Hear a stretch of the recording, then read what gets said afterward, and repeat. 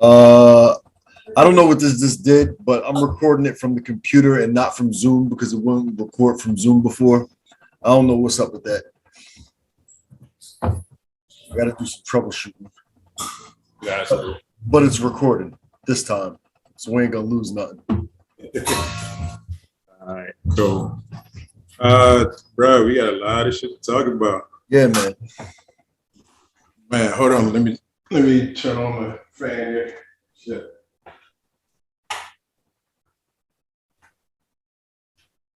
Did you see the shit about OnlyFans? Yeah, and I'm cracking up about it too because Kevin Samuels was talking about it, like some of his interviews when he interviewed these women, and that's like they source of income or something. And he's like, "What you gonna do when they cut that off?" Well, here's the thing. I haven't really followed it. But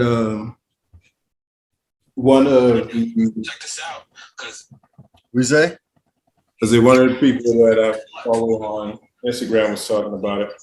She was saying that pretty much they're cutting out the pornographic stuff.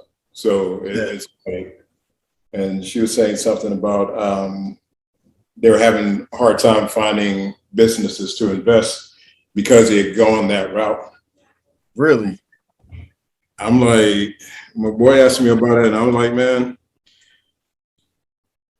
there's always going to be something else, some other platform that's going to raise its head and over, and they're already doing that. You know, it's just, I wouldn't be surprised if only the owners of OnlyFans launches a fucking website called MyFans. Yeah, I mean, if they was smart, if they was gonna do that, that would be the smart thing to do, right? Like create your own competition and put all of that over there. Dude, there was a gum company that did that. Yeah. They actually had the same product, two different packaging, and they manufactured the competition and fucking blew their sales out the water. It's crazy, but unfortunately that shit works, you know? Yeah. That's like, and I guarantee motherfuckers swore that it tastes different. You know, one tastes different than yeah, once people get shit in their mind, that shit crazy. Yo, you can't fucking change it. Huh? So you can't fucking change it once they get it in their head. Nah, yeah, because then that, you know, the emotional bias, the emotional attachment kicks in, then the cognitive dissonance, you can't get them away from the idea. But you know what I think it is? Sometimes too, it's kind of odd that I've been listening to David Goggins. That motherfucker is crazy, but he makes a lot of sense. Right. But it's like motherfuckers are so afraid of being wrong that they can't accept new information. Facts. You know? And it's like you can't. And he was talking about how, you know, he has a learning disability, and you know, he said, you know, you got two different people. You got the one that lets you slide, and then you got one that holds you accountable. Yeah. And like, I'm a dumb motherfucker. And he's like, I'm not saying that to put myself down. He said, I know that I have to learn a particular way. Yeah. I don't grasp things. He said, if you're fat, fucking say you're fat. Yeah. Live with that reality. And it's like, I've been doing that shit with myself, and it's like, it's crazy, dude. Once you start kind of taking ownership on the shit that you don't want to take ownership on, integrating your shadow, more or less. Yeah, you start finding the reasons behind it. Yeah. And here's the crazy part about this shadow self. This cat was saying, I can't fucking remember who it was. It was this weird motherfucker. No, like for real. He was like one of them pale motherfuckers with the blonde hair, wearing all black, but is it EA Coding? I don't. Morg. I pay attention to all them dudes too, because like there's jewels in that. Like you might not like somebody's presentation or their guard, but they got knowledge with them too. So I pay attention to all of that.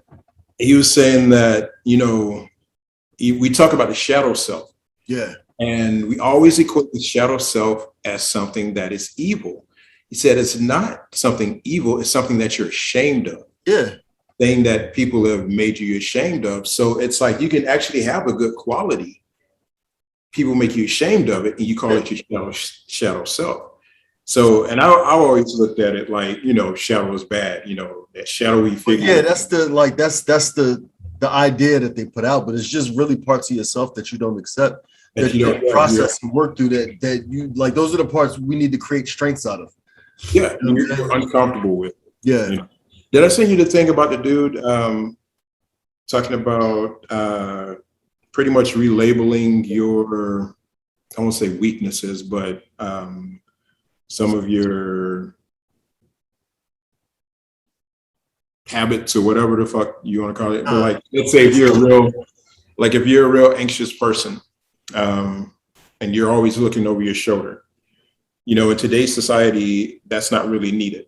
But back in the day in the tribe, you needed that anxious person on the hill because they're always looking out for danger. Yeah. It's like, so it served a purpose. And I was, listening to him say that, and it's like, shit, it makes a lot of sense. I think I posted something like that a couple of days ago. It was, which brings me to a funny fucking story. I'm going through Instagram and I see something really good. And I'm like, fuck, I should send this to Lee. And I look at it, it's like, it was my post. It's his post. I'm like, yeah, because I don't have nothing to do when I'm at work but to be on Instagram. So let me tell you what happened. Because remember last week we didn't get up. Man, I was so exhausted. I came home and I sat down and then I just woke up 2-3 o'clock in the morning. Like, oh shit. So I was saying to myself, man, I'm tired. I got to find a way to rest. I've been like low key complaining about the second job that I don't need. Yeah. So I get a call yesterday morning from my main job. I work for the state government. I work for the state. So it was like, your coworker tested positive for COVID. You're a close contact because y'all share an office. You got to quarantine for 2 weeks. Talk about a blessing. Bro. That's the universe for my rest. The universe gave me my rest. A free 2 weeks. I'm not losing no money. Oh, shit, yeah. Yeah. So 2-week vacation, bro. Yeah. Paid. Now I don't got to use none of my time. That I would say that's the cool part about it is it's knowing that life works for you.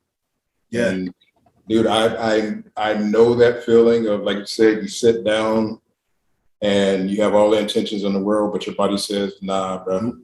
Yep. You're chilling right now. Yeah. And I know when that happens too, I'll push way far past my limits. Yeah. And that's kind of the weird thing that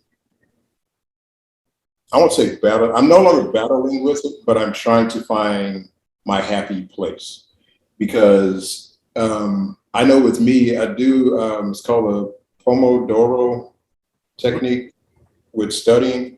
So you study 25 to 30 minutes, then you take a 5-minute break, 5 to 10 minute break, and you just bounce back and forth like that. Let yourself reset so you don't be like reading and nothing sticking. It's kind of like when you work out, you take rest periods between your sets so you can be crushing. So what winds up happening is you study longer, but your attention is there. You're good to go.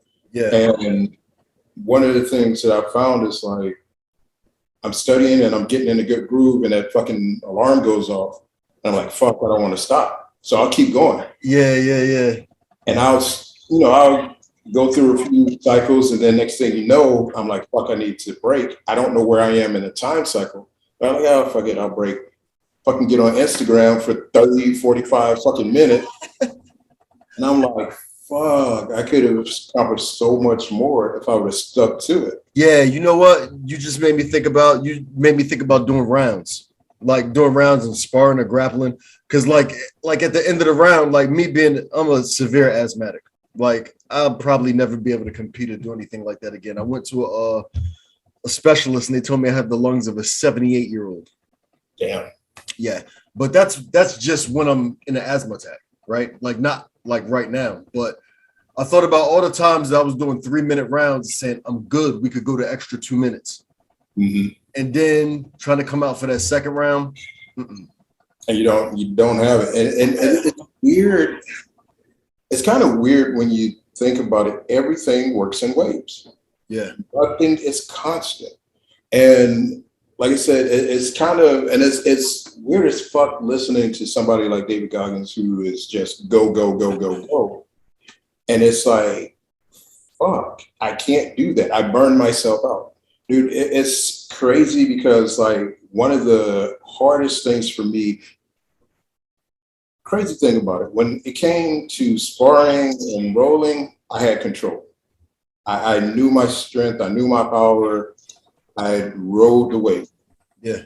Fucking gym, bruh, every time I would go in and like, I would just like, I gotta go hard, gotta lift heavy, gotta. And every fucking time, dude, I would wind up fucking something up. Yeah. And the most recent time I was squatting, and I swear, bruh, it's like, I'm glad I'm aware of my body because that one rep, my brain was like, motherfucker, you do one more, you gonna walk. I put that shit down and I was like, fuck, man. Yeah, but I accidentally gave myself a hernia a couple months ago from going to not stopping, trying to complete my reps and shit.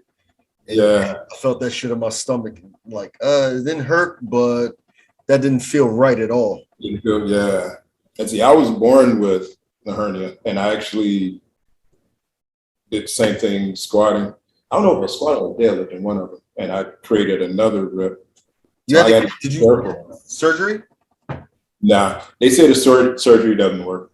It's like eventually it pops back open. Yeah. So I'm like, fuck it. So what I started doing is just basically learning to brace my core differently.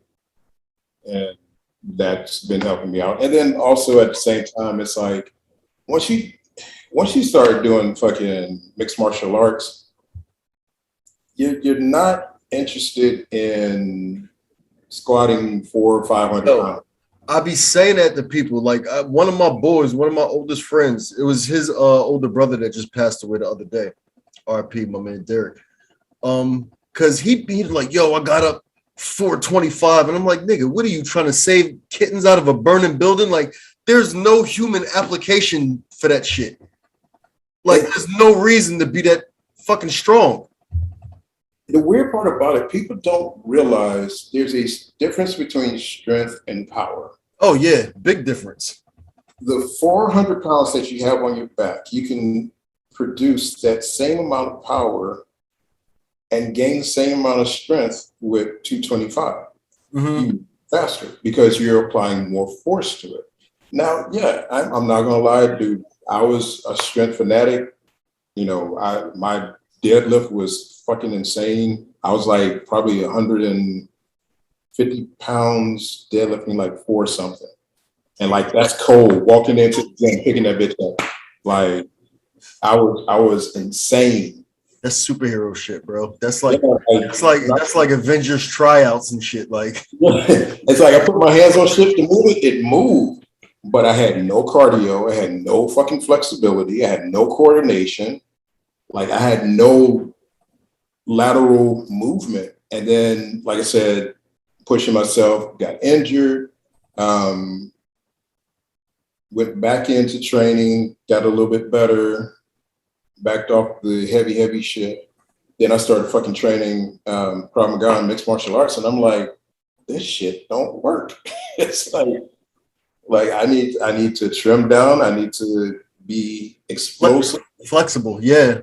It changed the way I think about it, and it's so fucking funny now. It's like I see these big ass jack dudes.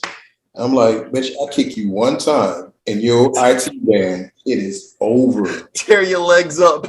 Just you done, buddy. It's like shit. Even if I just run around in a circle, if I run behind you, yeah, and turn it on fast, you know. Cheek kicks to the body, calf kicks. Oh hell yeah! They ain't eating this shit, bro. Oh fuck, calf kicks and that inside leg kick. Bro, I always like that because I'm lone. So like the closest thing to you as a long person is that other person's lead leg and that calf because I got long legs. I always like that. And I always like what I don't see a lot of people do. I only ever seen George St. Pierre do it, and I've been training it for years because I watched him do it. That lead Superman punch. Yeah. Not a lot of people do that. My go-tos, I love Dutch kickboxing. Yeah. True kickboxing, you know, and it's like when I was teaching the class, you know, we had a kickboxing class, and I was like, I'm teaching you guys Dutch kickboxing combos. And they're like, what's the difference? And I was like, just wait and see. It's 1, 2, rear roundhouse, 3, 4, lead. And it's like it throws everything in it. Yeah. But you know, traditional kickboxing is hands, foot. Yeah. You know, and Dutch is hands, foot. Hand, mix it all up. Yeah. But that was my deal. And my deal was always the lead kick to the inside thigh. Yeah. The inside kick. Bro, I got kicked on the nerve and on my inside leg. It drops you. That'll drop you. Bruh, it felt like she kicked me in the nuts. I think that motherfucker, I don't know if she knew what she was doing, but she hit it perfect. And I had to stop. I was like, hold up.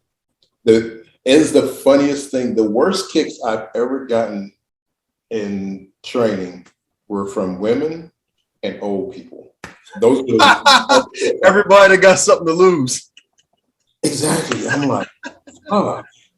It's like I had a buddy of mine, he was a genetic fucking freak, dude, built like a fucking tank, and motherfucker was athletic. He's actually doing amateur wrestling now, like flipping and all that shit. Me and that motherfucker would go at it, and even he didn't hit me as hard. Bruh, when I tell you that shit is the most hilarious thing ever.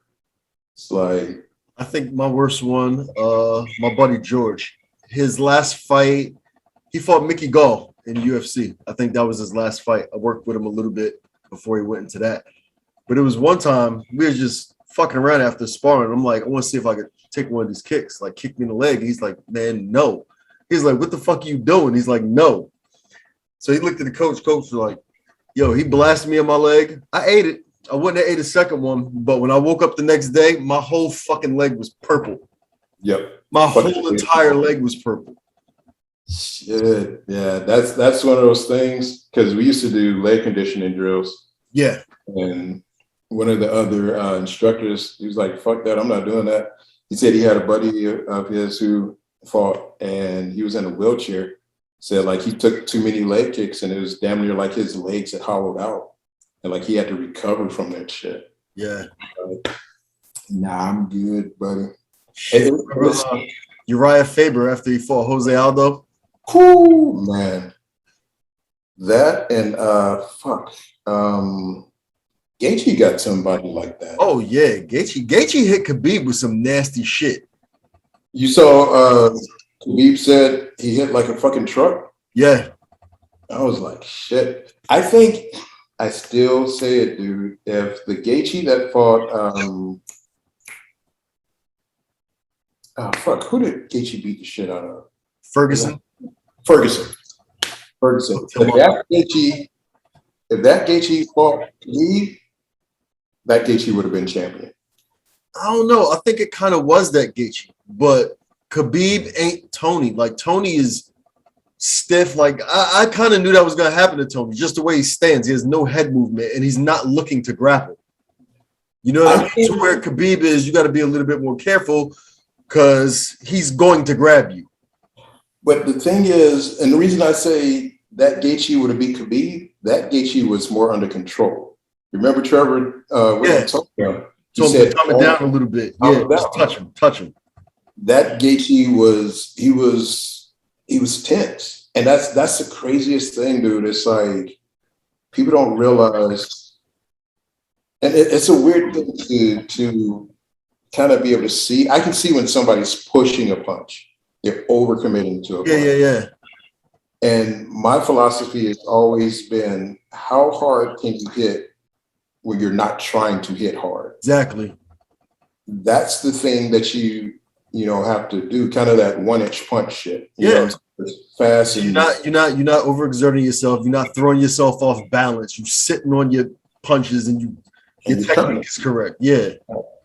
But the crazy part about that is, and I'm pretty sure you've seen it in fights, the guy cracks the other guy with his best punch and the guy eats it and takes it. And the guy that threw the punch is like, fuck, what do I have left?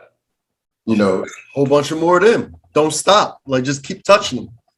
Yeah. And that's the thing. But at the same time, you look at the energy that it took for you to throw that hard punch, you're not able to continue to do that. Yeah. So it's kind of that balance of trusting that middle space, touch them up, touching up. I used to call it flash and crash. I was about to say, yeah, surrender and crash like that. Yeah, you just hit them with that flash, pop them. And they're like, and you're hurting them with the pop. Fuck, when you crash into them, they're gonna be devastated. Oh yeah. That's like, damn. My fucking kicks, dude. It was like, I got so good. This guy, fuck, I can't think of the guy's name, but he fought this other guy named Masato. And Masato, it was K1. Masato had some of the best low kicks. The guy said that Masato kicks you is like, doesn't even look like he's putting any effort into it. But he said about 2 or 3 of those kicks said his leg was done. So the thing is that the technique is you put the power into the kick, not the follow through. Yeah, your hips. It's all in the hips. Your leg, for Muay Thai anyway, I was always taught your leg should be dead. Like you're whipping that. Like you're not, there's no strength in it. So but here's the thing though. It's kind of, how can I put it? The strength comes in after you land and you're pushing off. And that's the weird part about it. Yeah. So the way he would push off though, it would put him right back into the fight stance. Yeah. So it's like he would hit, the person would absorb it, and he would just put his foot down and just go right into his combo. Yeah. Right into his hands. Yeah. He recovered. Yeah. I practice that fucking kick. I don't know how often, dude. Like the whole Bruce Lee, I don't fear a man who practices one kick 1,000 times. Yeah. Well, no. Don't fear the man that has 1,000 techniques. Fear to practice one technique 1,000 times. 1,000 times once. I whatever the fuck it is. Something to that effect. Yeah.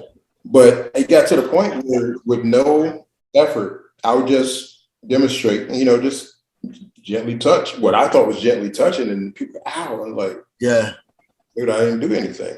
So it's kind of, that kind of zen, that calm flow of things that a lot of people I think are missing out. And that's why I can't fucking watch boxing, dude. I can't either. Yeah, it's very boring. I don't like the way they stand. I'm like, man, if you don't kick his leg, like, what are you like? I'd be so annoyed. I'd be pressed. I'd be really annoyed watching boxing. The thing for me, believe it or not, it's not the stance.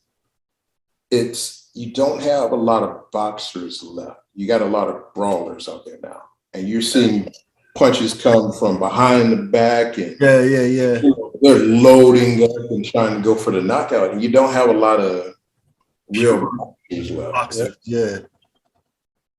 But like I say, there's a few people that I'll watch. Definitely Canelo, Lomachenko. Did you see he practices Muay Thai, right? Who, Lomachenko? Oh damn. Yeah. Wouldn't be surprised. YouTube it.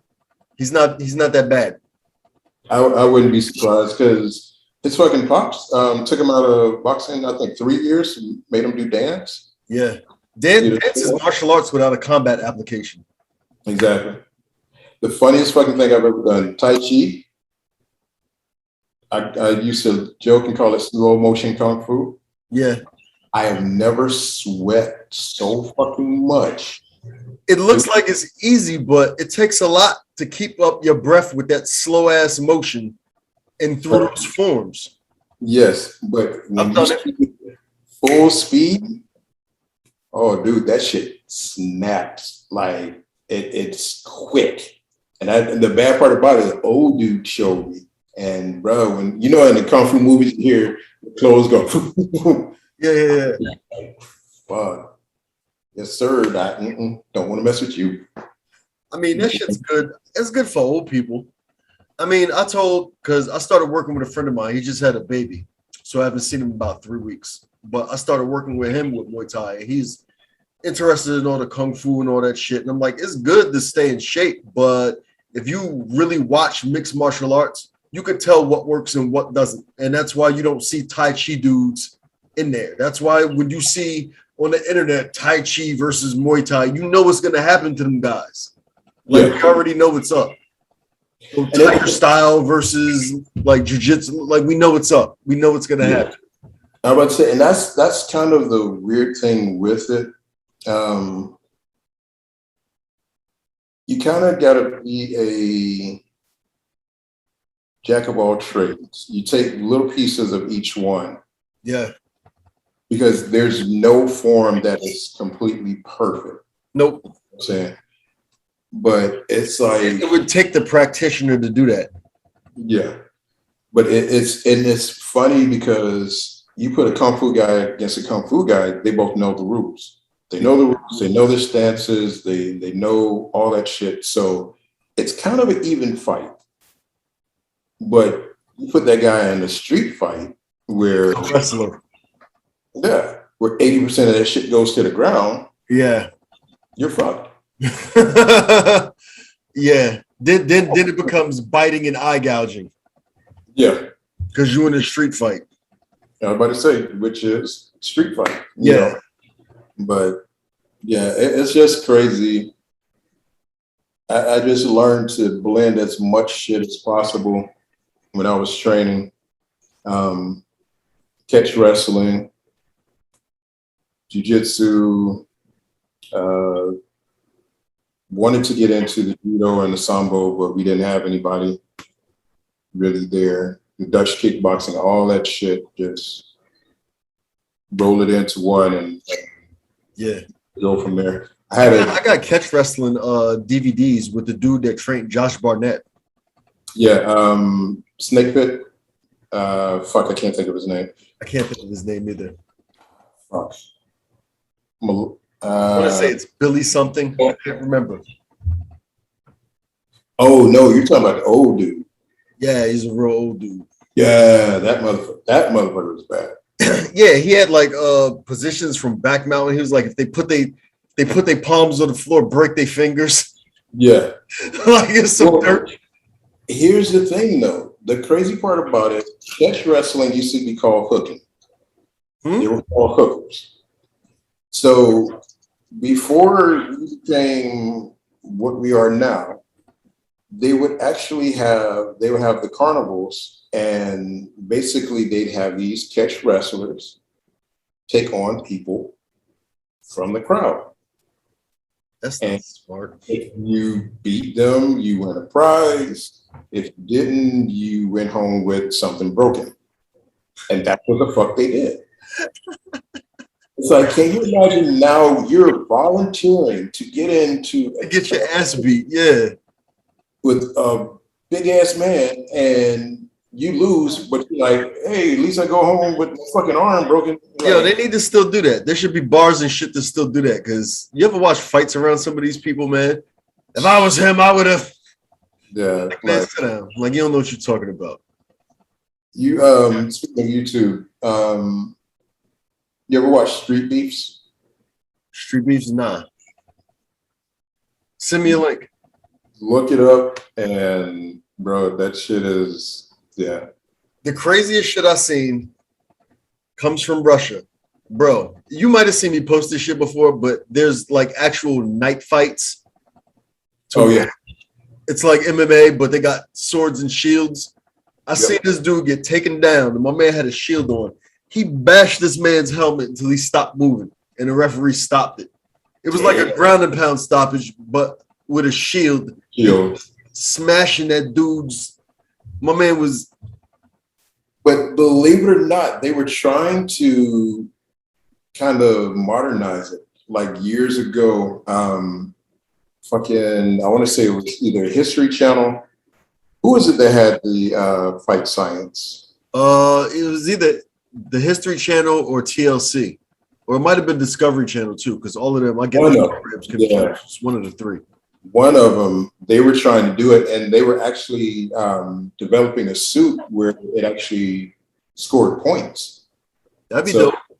Yeah, but yeah, that shit is crazy. A lot of people don't realize that shields were actually weapons. Oh yeah, like absolutely. They served a serious. It wasn't just to protect yourself; it was to fuck somebody up. Yeah, but yeah, it was. Yeah, it's funny just to think about the evolution of man and his. The weird part about it, I don't want to say everything in nature is violent, but everything in nature has a tendency for violence. And man, nature has to survive. Everything has its own means to be violent in its own way. And man is the only creature that has taken the primal instinct of survival and made it easier and easier to kill with less and less skill. Yep. You know, and it's the craziest fucking thing, dude. It's like, and honestly, I think that's kind of why we're having a predators, a softening of men. I'll put it like that. Huh? A softening of men. You know, we don't have the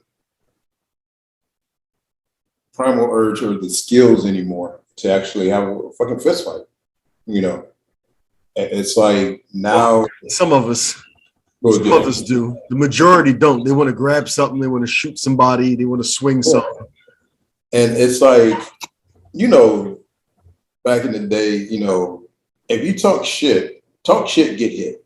Yeah, that was it. Yeah, you knew if you talk shit, you just got somebody gonna punch you in your shit. Yeah, you stop fucking talking shit.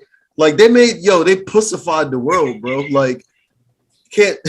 Not to say nobody should be putting their hands on people, but people should know how to act, so don't nobody put no hands on them. Exactly. And you shouldn't be able to act out just wild, do whatever you want, and don't nobody punch you in your mouth. Like there have to be consequences and repercussions. And that is it, bro. It's like you wouldn't see the number of Karens would drop exponentially. Oh, dude. If you could punch people in their face, like, what are you people? Mind your business. It's like the funny part about it is like I would love it. You go to court and be like, punch me in the mouth. Well, what did you do before?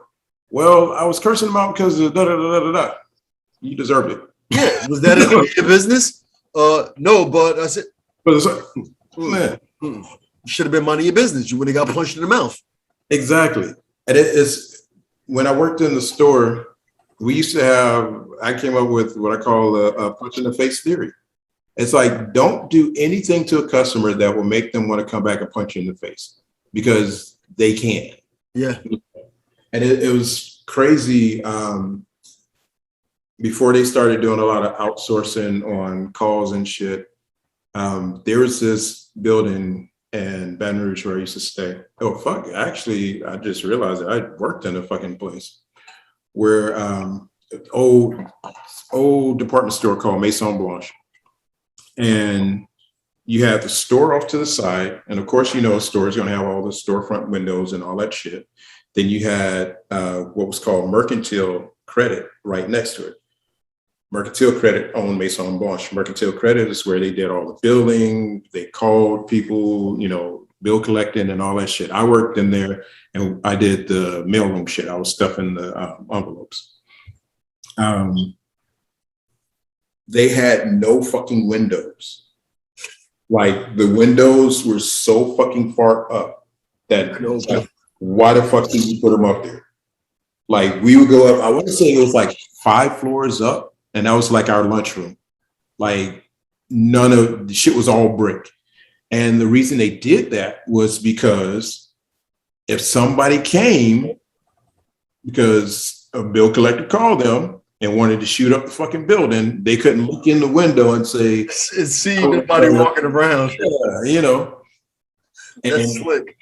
they had another building same fucking way, and it's like when it came to getting in the building, you had to have a ID badge, and like you walked in, there was a security guard, then you had a fucking double door that you had to buzz into.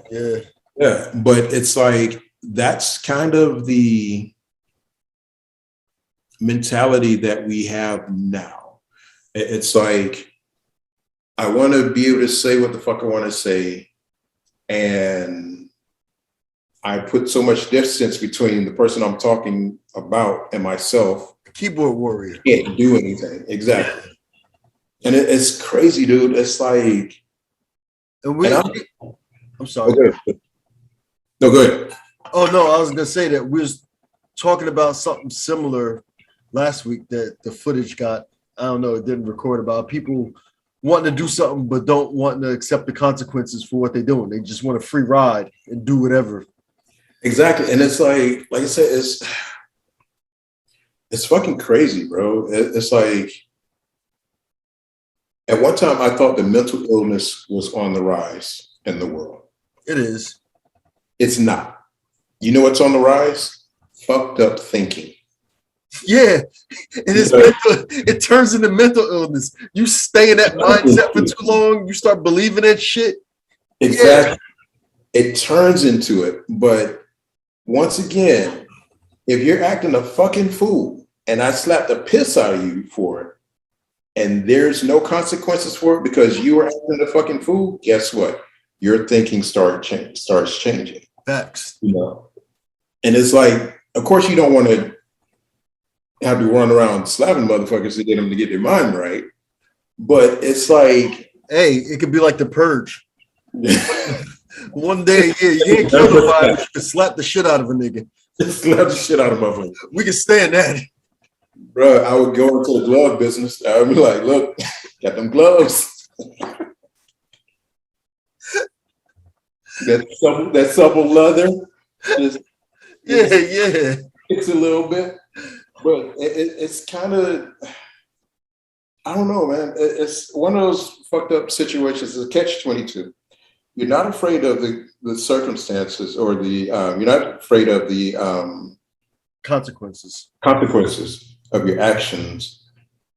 But at the same time, you don't give a fuck about the consequences. Yeah. Until you're there in it. And Bubba's telling you got some pretty teeth. And you smell pretty, you know. And like, maybe I shouldn't have done this shit. But which brings me to another fucking story. There's one cat was talking about he did time, and he said an OG was talking to him. He said, "How much time did it take?" The guy was like, "What are you talking about?" He said, "How much time did it take?" He said, he said, "What are you in here for?" And he told him, and he said, "How much time did it take for you to commit that crime?" And the guy told him, and the OG broke it down for him. He said, so it took you about so many seconds to get in, took you about this many seconds to do that. Takes the cops about this many minutes to get to you, so about 3 minutes. See how much time you got? And he's like, I got 16 years. And he's like, 3 minutes for 16 years. Yeah. He said, let me tell you something. He said, I'm in here for life. He said, I killed a motherfucker. He said it happened in a few seconds. Few seconds changed the rest of his life. Oh. So it's like, sometimes if you stop and think about it, if you stop and think about that, I'm about to do all this fucking time for less than 5 minutes. I don't think none of them think about that. Fuck no, they don't. They don't think about that shit. Like even the kids that I work with. I told you I work in a jail, right? Yeah. Yeah, them kids, they're the same way. They deal with that stuff later. They're intelligent. So what they'll do is they can't think 3 steps ahead. Like everything is right there. Then after they do it, they're trying to use their intelligence to lie and finagle their way out of what the fuck they did. Instead of not being in that position in the first place. Exactly. Or be smart enough to get so far away from that position. Yeah. By the time they fucking catch you, you fucking Kaiser Sose the fuck out. You know. Yeah. You know, but it's just, I don't know, man. It's you have motherfuckers that play chess, and then you had the motherfuckers that play checkers. I don't know what these kids are playing now. Go fish. Yeah, it's like it's the or something. It ain't nothing that don't make no sense. It ain't an adult's game. Put it to you that way. It's like, but it's just kind of, it's real strange that we're all against child abuse. We're all against, how you speak to a child because of how that child will grow up. Yeah. But we don't fucking think about how we speak to each other, how we speak to ourselves, all the influence that adults have had, and things that we've gone through. And it's kind of one of those weird ass things, like if you just kind of stop thinking that you know it all and go back to that child's mind frame. Yeah. Being childish, but that sense of wonder, that sense of learning, that sense of exploring. Yeah. You start seeing shit click, but you gotta fucking face it. A lot of people don't do that. Like I always try to lean towards that direction, no matter how serious life gets. Like just try to keep that childhood innocence. Yeah. Because I mean, once that die, you probably fucked up somewhere in the game. Yeah. Once it's gone, dude, you're dead. Yeah. You're dead. Like they said. Like how you said, like I think that's important, how we talk to ourselves. And even that comes from how adults used to talk to us. Yeah. Their outside voice becomes our inner voice and kind of sets the guidelines for how we deal with ourselves because we don't know anything. And that's how they're dealing with us. Yep. And that's one of the crazy things with me is that I'm dealing with that shit and I'm facing it. I was always praised for the outcome, not the work that I put in. And I saw this YouTube video years ago about, I want to say it was internal versus external validation. They gave 2 groups of kids puzzles, and one group of kids, they told they were smart because they solved it. Another group of kids, they praised their hard work, and they started giving them increasingly harder puzzles. The kids that they told were smart got frustrated and quit when they couldn't do it because they rejected the idea of I can't do it. Yeah. I'm supposed to be smart. Exactly. And the ones they praised their actions continued. And I could have fucking broke down and cried, bro, because it's like it hit me. Fuck. That's why I don't like to fail. That's why, so many times in my life when shit got hard, I bailed on it. It's like, dude, me playing a video game, oh, bro, when I was younger, you want to see me mad? Beat me at a fucking video game. You was one of them, huh? I had a couple cousins like that. They want to fight for real. You can't beat me in real life. Like, nigga, calm down. That was my line. You can't beat me in real life. I had a cousin of mine, bro, and he taught me, you talk shit no matter what. If you win it or lose it, you talk shit. And you be like, I beat you by 100 points. You didn't beat me by 101, motherfucker. Yeah. Give me 3 weeks. Yeah, And yeah. nowadays I'll beat your ass. And it's like he just kept it, and it's like you're winning, and he's pissing you off. And it's like because he doesn't know how to lose. Yeah, yeah. I posted something with a little kid, like the kid that had first place was crying because the kid that got third place. He's like, So yeah, he's like, why is he happy? it's like be happy that you fucking competed, man. And that's the thing. Like right now, it's like fuck the end game, bro. It's like fuck the goal line. It's the consistency. Yeah, it's the journey. It's now. It's Like now. the now. And it's like one of the things, like I say, it hit me today. Like every fucking day, I wake up at 4 o'clock in the morning, and it's not because I believe that successful people wake up at 4 o'clock in the morning. It's I got shit to do right now. I'm doing this fucking training and shit. I got shit to do. Yeah. And it's like, I got to get it done because I know that this will get me out of the job that I have now and get me into a career. You know what I'm saying?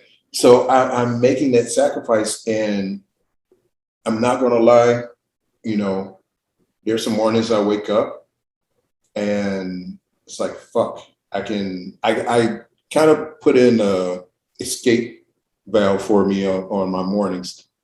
I can get up at 4 and get everything done, or I can get up at 5 and get everything done, just not as well.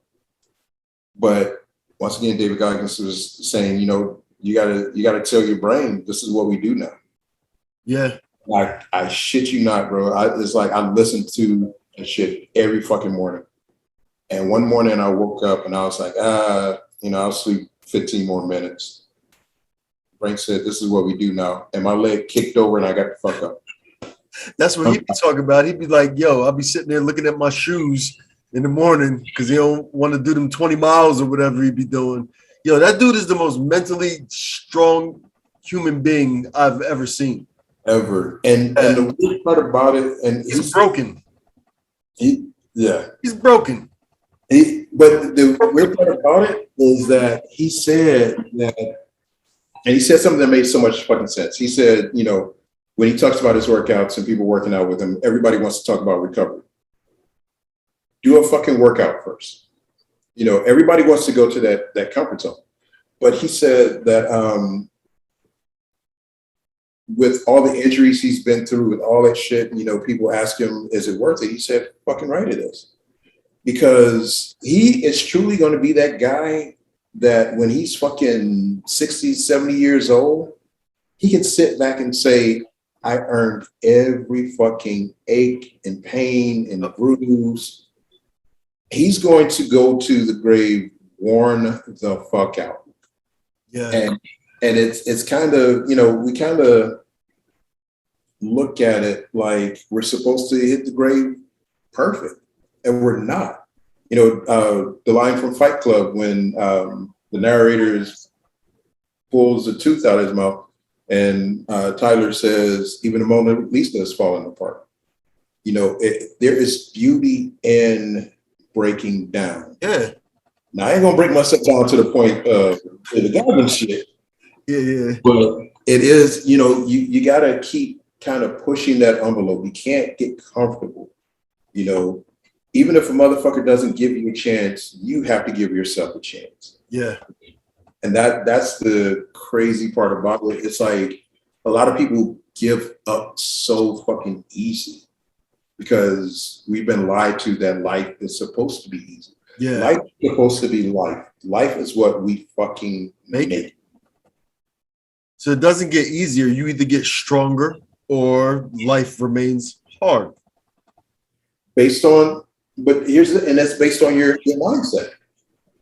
Think about it this way. All right. So training mixed martial arts. That shit is hard as fuck.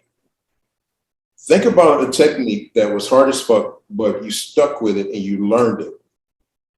Bro, I remember learning jiu-jitsu. Oh, fuck that. And everything I did previous to that was taekwondo, kempo, boxing, like all stand-up stuff. Never grappled. Like to go in there on the mats and just get choked the fuck out for 3 hours, like every day. Like I remember the second day I came back to the school, he's like, "Oh shit, he actually came back."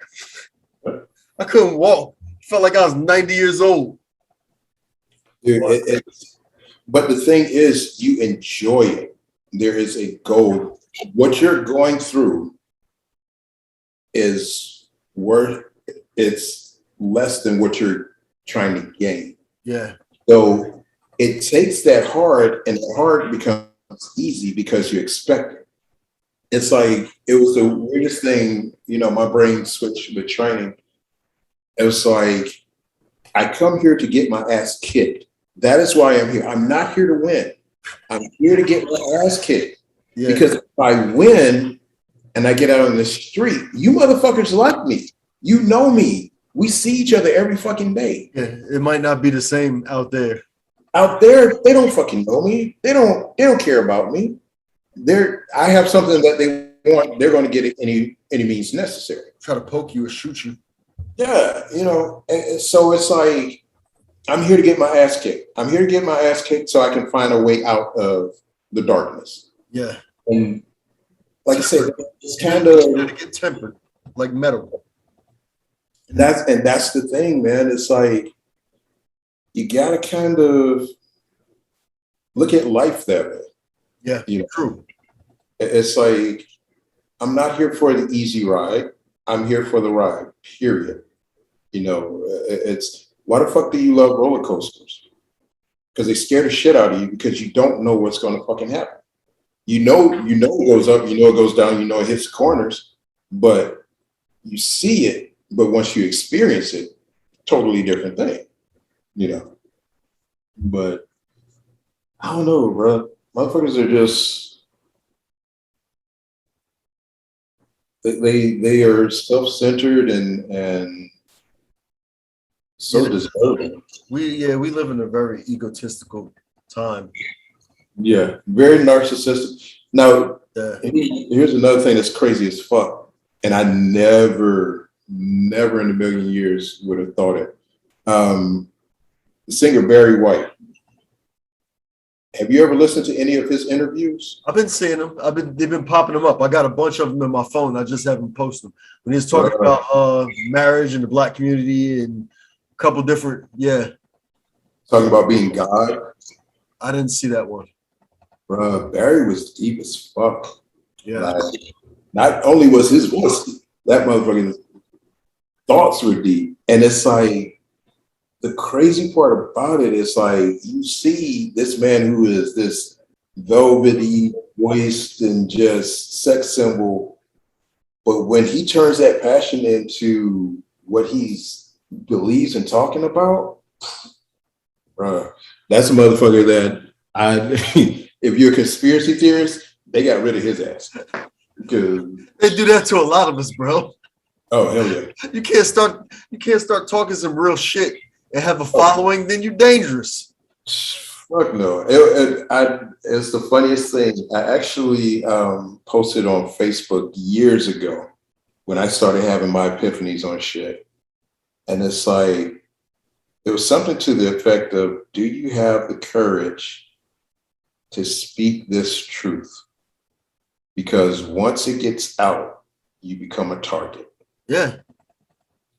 And time again, you see it happen, you see it happen, you see it happen, you see it happen.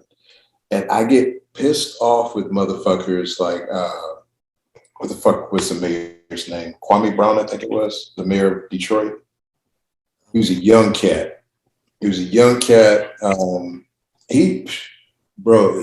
like the fucking Gerald Levert of fucking politics. Like, okay, young cat, big teddy bear looking motherfucker. All the women loved him. He charmed the fuck out of people, but he got into that fucking system and started trying to act like a regular politician. And it's like, bro, you got it, but you don't got it. They got something that you ain't got. Yeah. They got that lack of pigmentation that lets them do the same deals that you did but get away with it. And that motherfucker, I think he's still sitting in jail now. Yeah, the fucking politicians, it don't matter what they look like because you're not gonna get to the top of the game unless you're dirty. That's a dirty game. You got to be. I want to say it was Bill Hicks was talking about how he thinks politics goes. You know, you get this young guy who wants to change the world and make a difference, and he moves up the political game, and they call him into a room, and it's a screen in front of him. It's a smoky room, and they played the footage of Jeff Day and said, "Get down and lay down." Yep, it's like that. That's if you don't want that shit to happen to you. Yeah, playing that JFK video, eating popcorn, looking at the nigga like, keep talking that talk. That's why I don't believe Farrakhan, bro. Like, you a snitch. Like, they ain't kill you yet. All the other leaders, they killed you, but your ass still around talking shit. See, this is the thing with Farrakhan. And he talks good shit, but I don't know, bro. Like, something just feel off. Like, come on, man.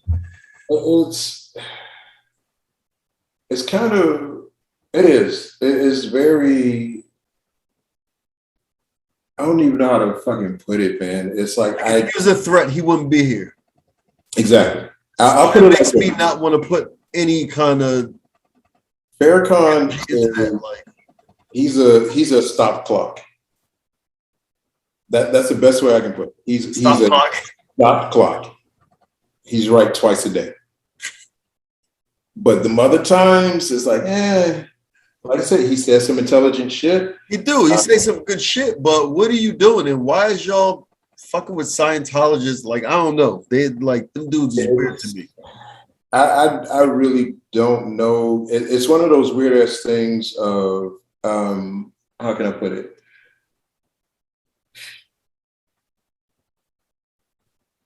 It's kind of one of those things that we kind of create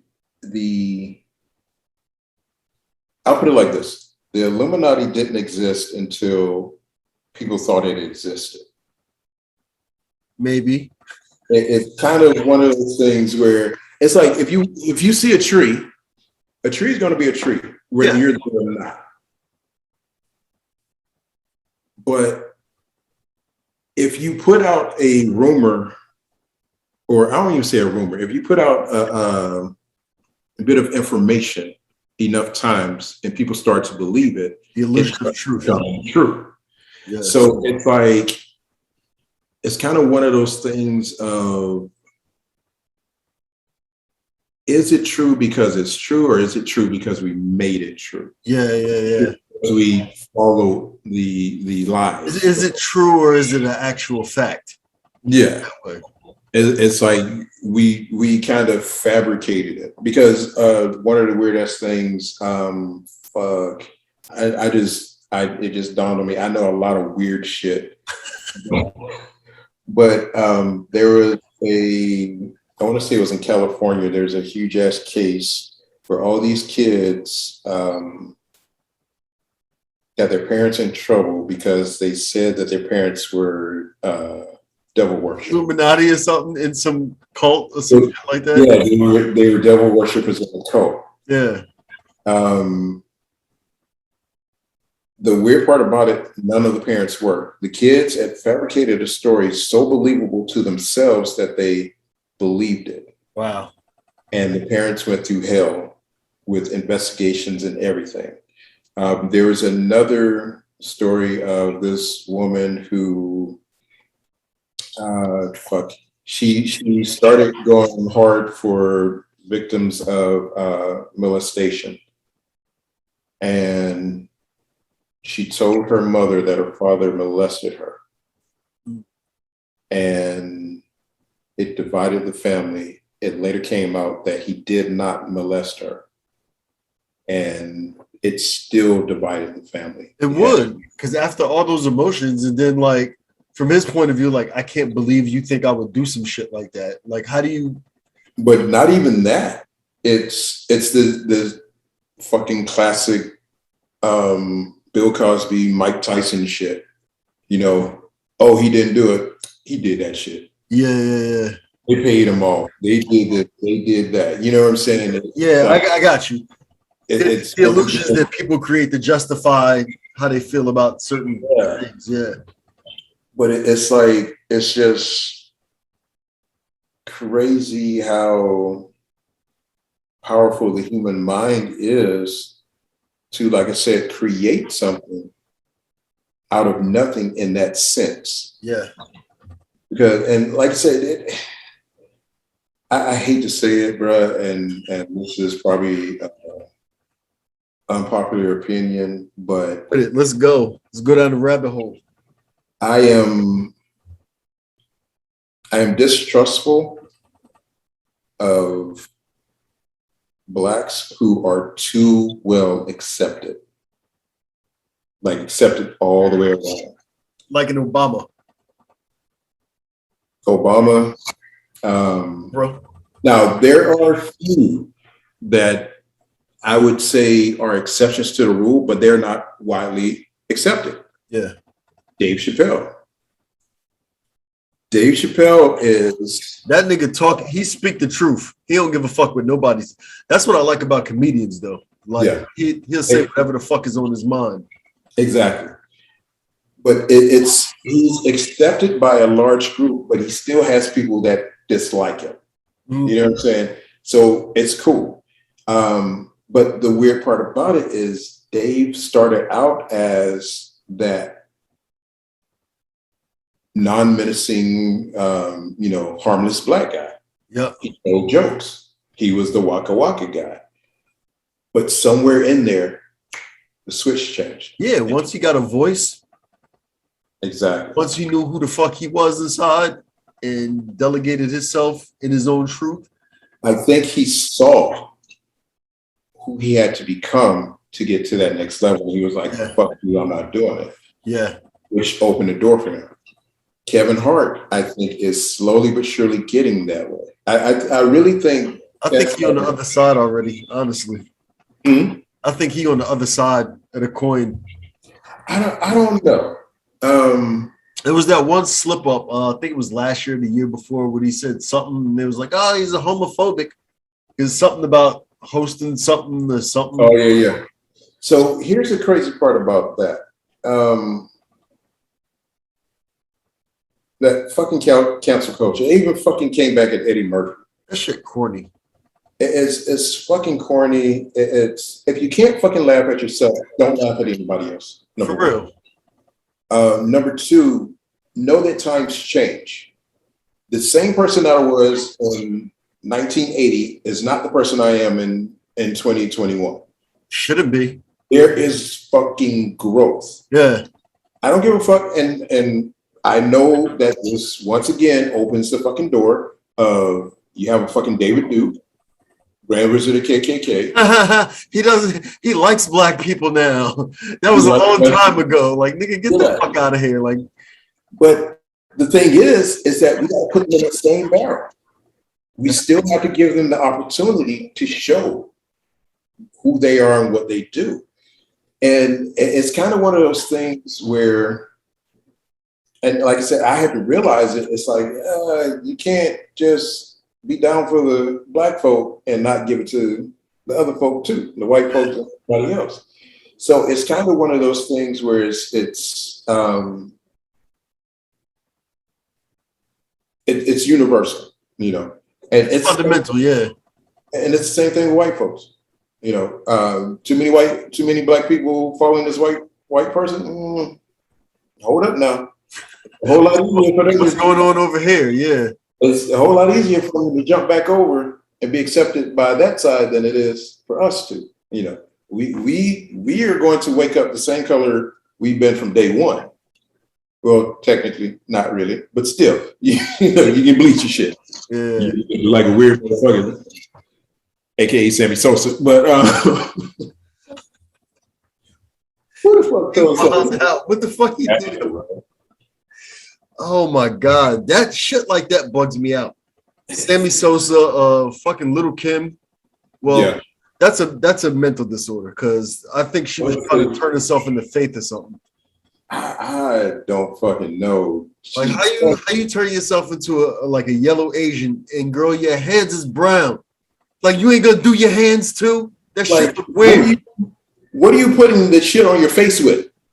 It's like, are you just sticking your head in the fucking jug, or you got to use your hands too? Rub that shit on the backside of your hands. Yeah. I mean, come on now. You know how to do lotion. You get the elbows, the hand. I ain't never seen a nigga purposely get himself vitiligo. Bro, that's like, but it's once again that it's the Kool-Aid theory. You know, if you put, well, I want to say it was Prince Paul, a De La Soul video, Me, Myself, and I, food coloring. You put food coloring in the glass and you put it on a steady drip, you know, eventually you have a glass of water. Yeah. And that's how society works. It just slowly but surely fills you up with self-hatred, doubts, the fear of missing out. They got a better life than you do. Mm-hmm. You're a victim. And it just keeps going. It's all divisive. And it works because we're tribal. We're tribal by nature. So all that shit works. And that's the crazy part about it, bro. It's like you know the shit, but can't stop people from falling into it. You can't. That's the crazy shit. Like just with how they create the idea of what's beautiful and what's not. Now you got all these women out here getting surgeries, deforming themselves like to look like cartoon characters and shit. Okay. And it's socially acceptable. Yep. And like, what the fuck is wrong with you? You want a bigger ass? Like, bitch, eat. Like, what the fuck are you talking about? Like, don't you gonna go under the blade because you want to lose weight? Like, yeah. Like you was on a treadmill for 10 minutes. It did not take you 10 minutes to gain that extra 70 pounds. Relax. And bro, it used to be the funniest shit. I don't know what the fuck I do with my phone, but it used to be the funniest shit. I'd have these women coming in for training and you'd be like, yeah, I was a size 12, well, a size 2 in high school, you know, and I want to get back to that. And it's like, when did you graduate? And during that time, it was like 2000 or something. Oh, 1980, such and such. Motherfucker, give up on that dream. You need to wake the fuck up. Yeah. Right now, we need to worry about one thing and one thing only, the number one. We're going to lose 1 fucking pound and then go from there.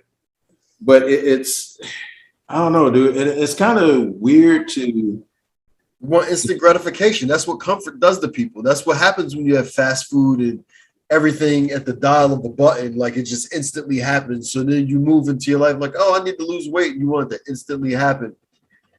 And we're very deluded as far as like how. And that's one of the funny. Oh, that was another thing we were going to talk about. We were going to talk about weird requirements for mates. But weird requirements for what? Weird requirements for mates. Like I told you, I can't trust a woman that don't have a defined need. I need a woman. Her shit gotta go thigh, knee, calf, ankle, foot. I don't know where the fuck Please check. Yeah, dude. I kid you not. And I like thick women. So like I like curvy ass women. And like if you're a larger curvy woman, first thing I'm doing, I'm looking down at the knees. I'm like, fuck. About 2 more pounds, the knees gonna be gone. I ain't got know where your knee is no more. It's like I can't tell the knee skin from the rest of your wrinkled, folded over skin. I can't fucking do it, bro. And somewhere it's like in my head, and I'm a jokester at heart, bro. I'm trying not to laugh because I know somebody can see this. Like you're insensitive to big. Like no, I'm not. I mean, like no. Let's go ahead and do all the PC shit now. Hold on, big women. I love y'all, but I just need some knees. I'm just saying. I need a kneecap. That's all I'm saying. You're beautiful. I just need a kneecap. I ain't gonna do shit with it, but it makes me feel better, okay? Y'all motherfuckers like motherfuckers with straight teeth. I ain't got straight teeth, okay?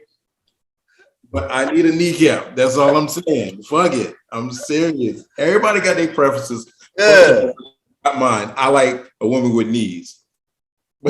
Everybody I don't know where the fuck it came from, bro. I just looked at this picture of this woman one day, and I was like, "She ain't got no knees. I can't trust her." Ew. He said, I mean, I wouldn't trust her with my desserts.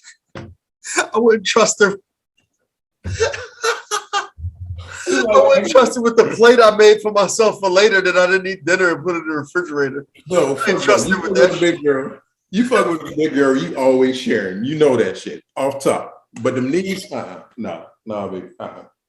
You always gotta share because they're gonna tell you they don't want nothing. They eat your shit anyway.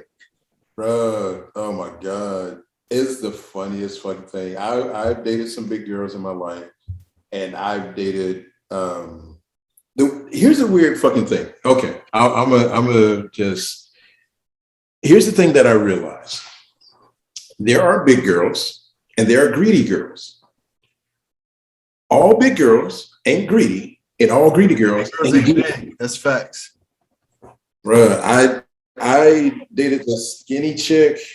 She could not gain weight for nothing. But she eat like a fucking termite, right? Bruh, it's like she would go pound for pound with me, bro. And I'm like, hey, let's go. I was dating a girl like that, and she would do that, and I'd be like, that's fucking disgusting.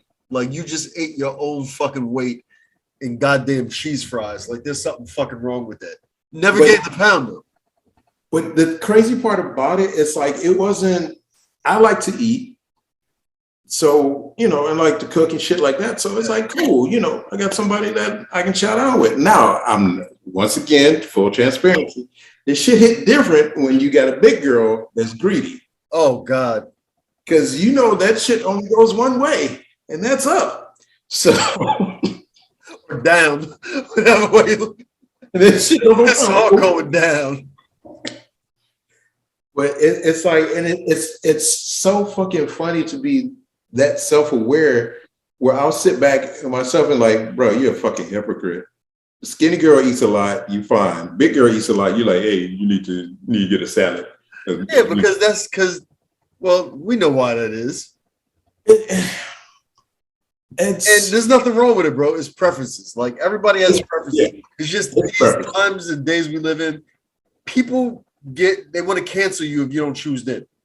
Yeah. Choose the idea of what umbrella they fall underneath, and then they want to get mad as if you don't have preferences. Like, motherfucker, you don't like everything. Why the fuck you mad at me? Because I don't like what the fuck you do. Exactly. Just because I don't like it, I don't prefer it, doesn't mean I'm hating on it. It's not my preference.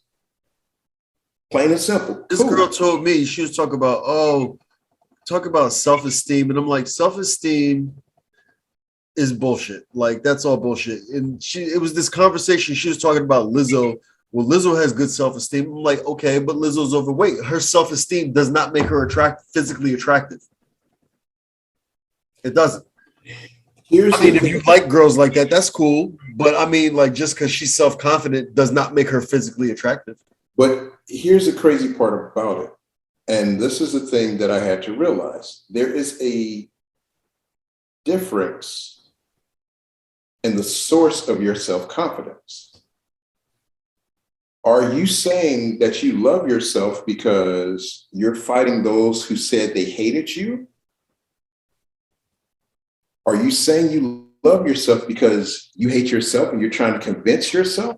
Or do you truly love yourself? Yeah. Because here's the fucking thing. Just like my pops used to tell me, if you're a man, you don't run around saying, I'm a man. You just fucking be it. Bro, I told some young kids that last week. I'm a man. I said, no grown man ever had to explain to another grown man that he's grown.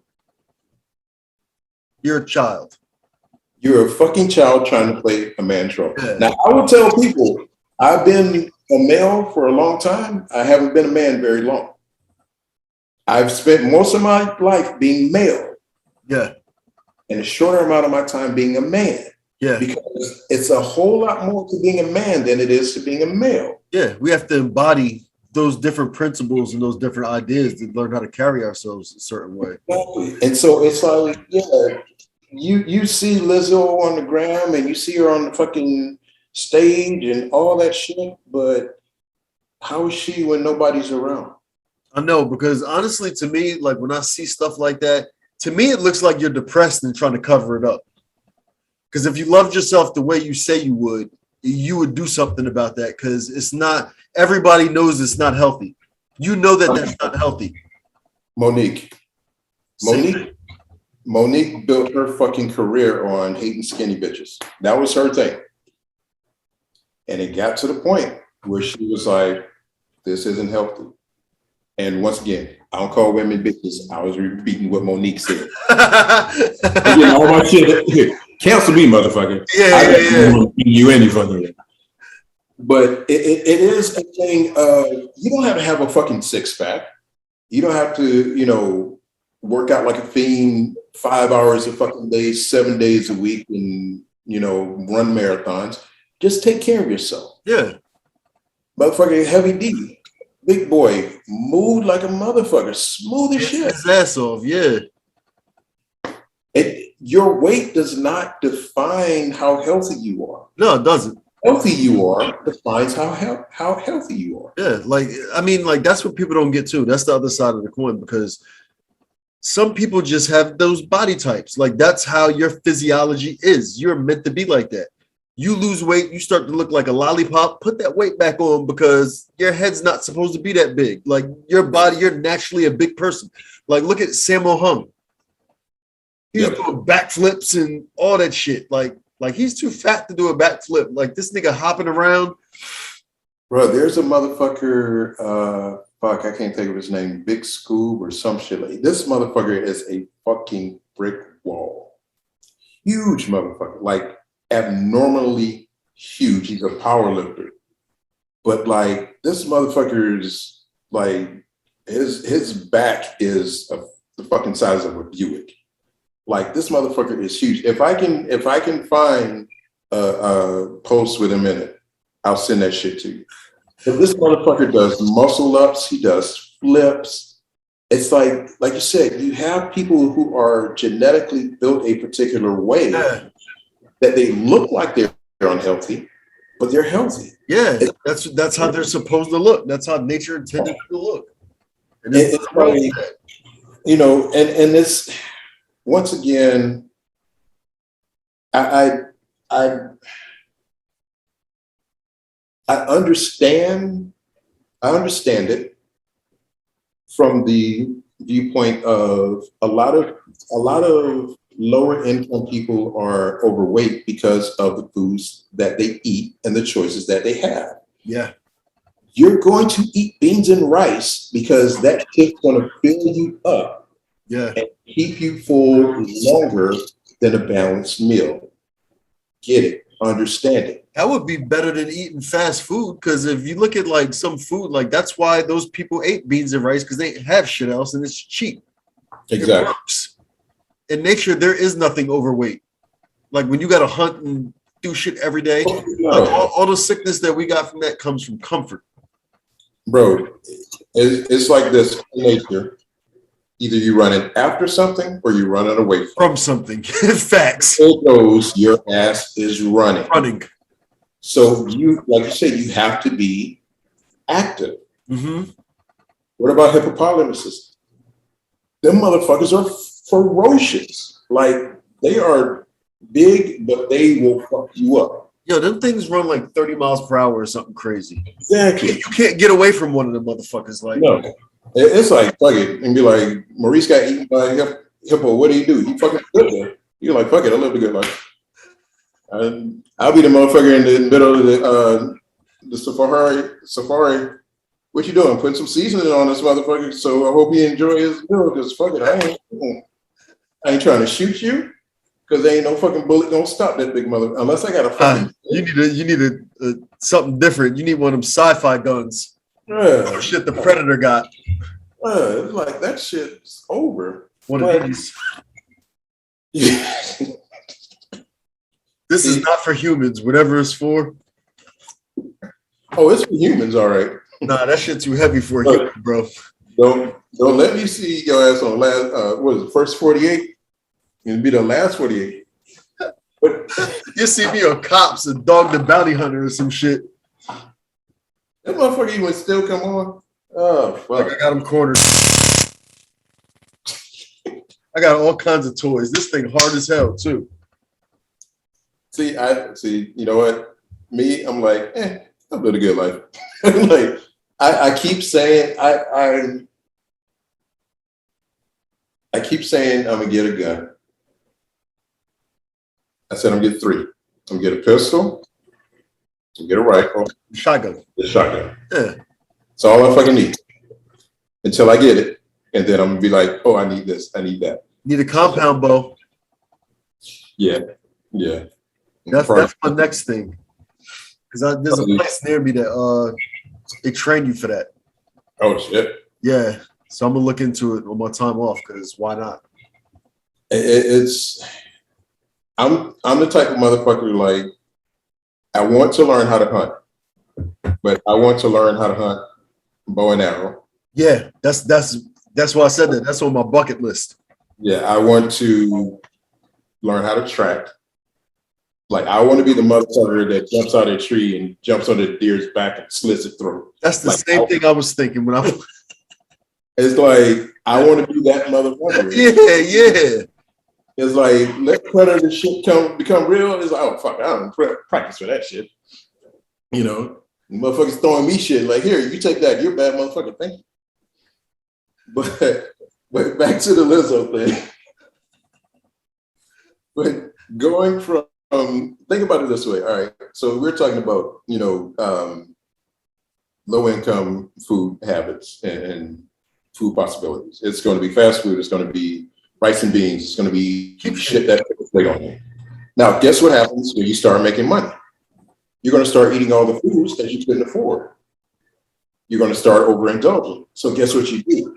You go from poor fat to rich fat. Yeah. And that's the thing. Or even worse, because more money, I've seen it make some people buy more of the cheap bullshit. Yeah. Now instead of getting a dollar meal, now you got 5 Whoppers with cheese in the bag. You know what I mean? But here's the thing. It's kind of a scale because I'm not gonna lie, I went through that shit. I went from, and it's weird to be able to chart my financial gain by my eating habits. So I went from the cat that dating the girl, we always went to buffets all the fucking time. And it was fucking Golden Corral, it was fucking Shoney's back in the day, it was fucking Chinese buffet. Yeah. Because you got the most for your money. Yep. Then graduated up to fucking Chili's and Applebee's. Then from there, graduated up to hibachi spots and better spots. Yeah. It's the funniest fucking thing. Cream soda. I love fucking cream soda. Back in the day, go grab a Barks, I'm good. Grab a fucking Big Red, I'm good. This fucking Virgil's cream soda. Have you ever had one of them? Nah, I haven't had cream soda in like probably 20 years. Don't fucking start. I don't get them often, but I want a fucking cream soda. I got to get Virgil's. When you said it, I was like, oh shit, they do make cream soda. Like I completely forgot about that shit. And it's once again the company you keep. Friend of mine, she likes cream sodas. And matter of fact, you know what the fuck happened? Fucking pandemic. I started making boozy milkshakes. And I made a cream soda boozy milkshake. And that shit, yeah. That don't sound bad. With some like a fucking rum chata or something. Cascade cream. You heard of Old Smoky Moonshine? Nah. Google it. Old Smoky. I think I got that shit sound like it's like a high ass percentage of alcohol in it. It can be. Matter of fact, hold on. My boy drink IPAs, always trying to get me to drink IPAs. I'm like, nigga, that's a 40. That's a 40 in a beer bottle. Oh shit. Hold on, let me see if I can. Got one.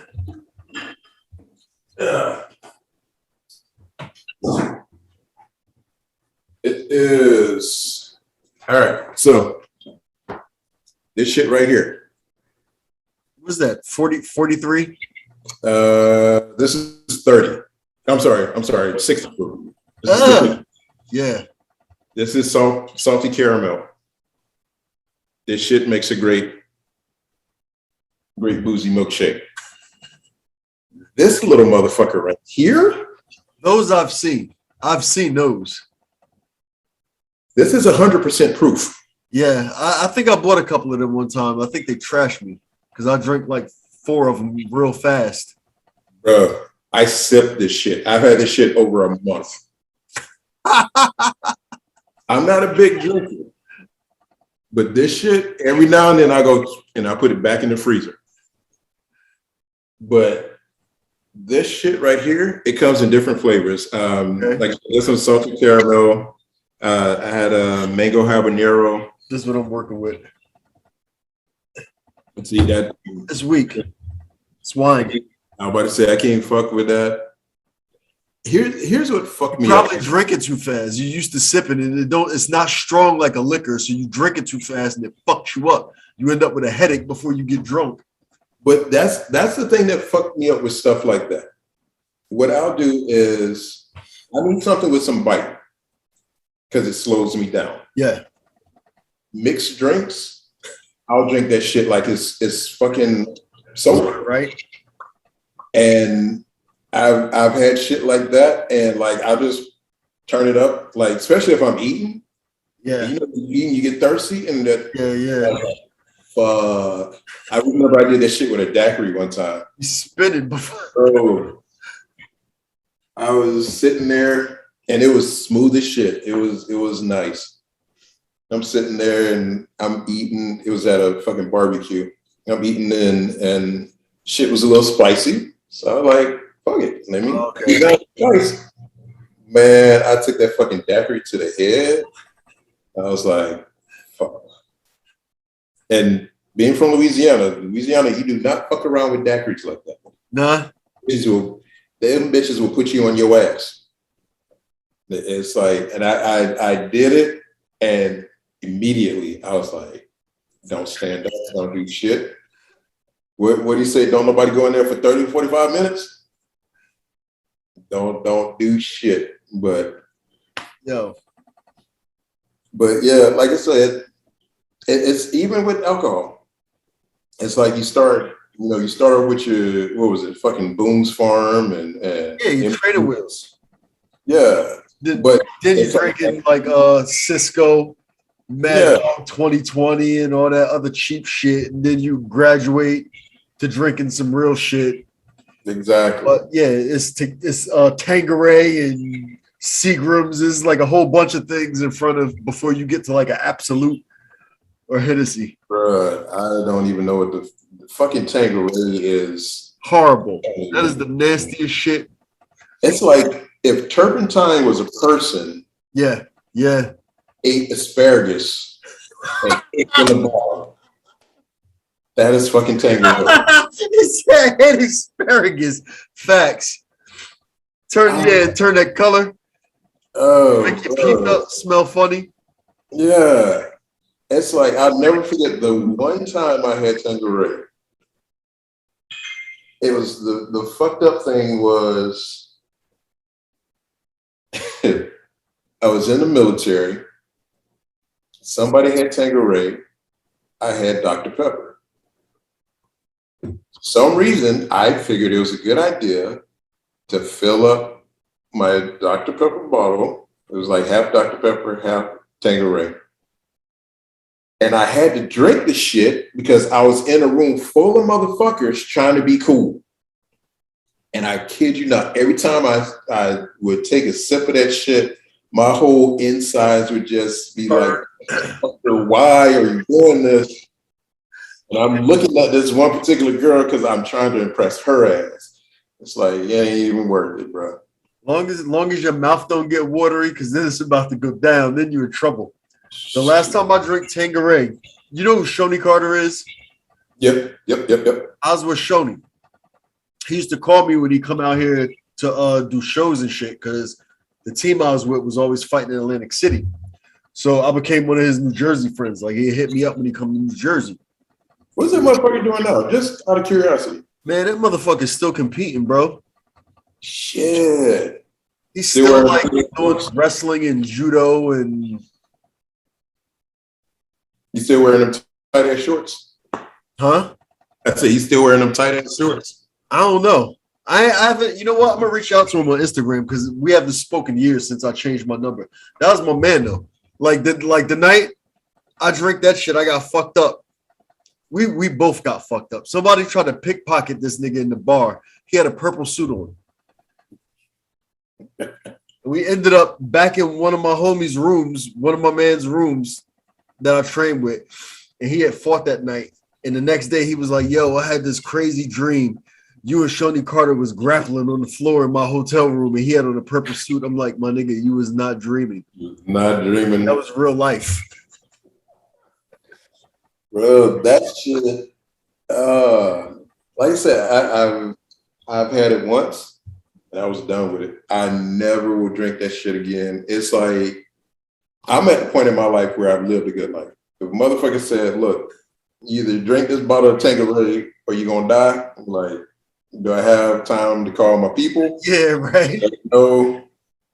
Yo, that shit definitely tastes like a cleaning product. That's not for fucking human consumption. That shit is not. And then they try to give it a fancy name and put it in a nice bottle and shit. Like, motherfucker, you know that's like fucking gin and fabuloso or something. Like, shit is fucking horrible. Shit is fucking horrible. I want to meet the motherfucker that made it and be like, how did you sell this shit?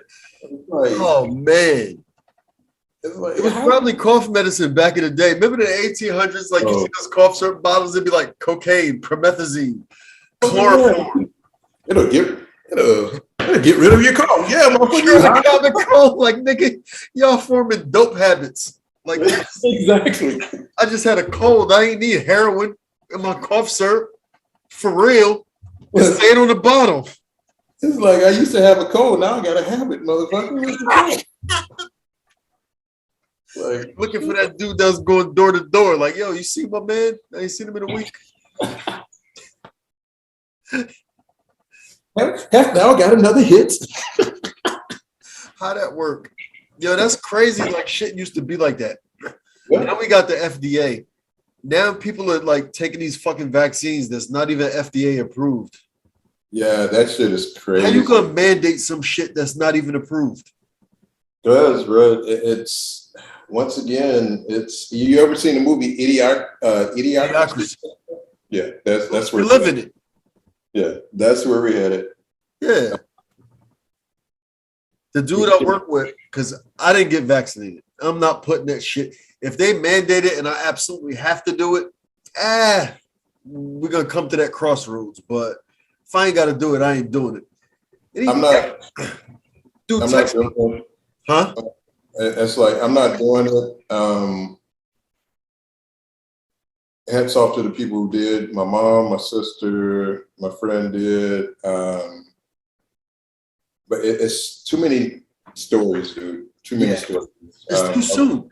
And that's not no regular shit, bro. It's not a regular vaccine. Normally they take a dead germ. Now this is RNA. It's the other side of the helix. Like, they're literally fucking reprogramming people's DNA off of a couple months of like, oh, let's throw this together. Hey, take it. Like, man, if you don't get the fuck out of here. Here's the thing that gets me. I did a little bit of, I was trying to go into pharmaceutical sales, and, you know, you have to learn the whole process of drugs being made and everything. You know, people don't realize it takes a long fucking time for a drug to legally hit the market. Yeah. 5 years. All those clinical trials. Yeah. Yeah.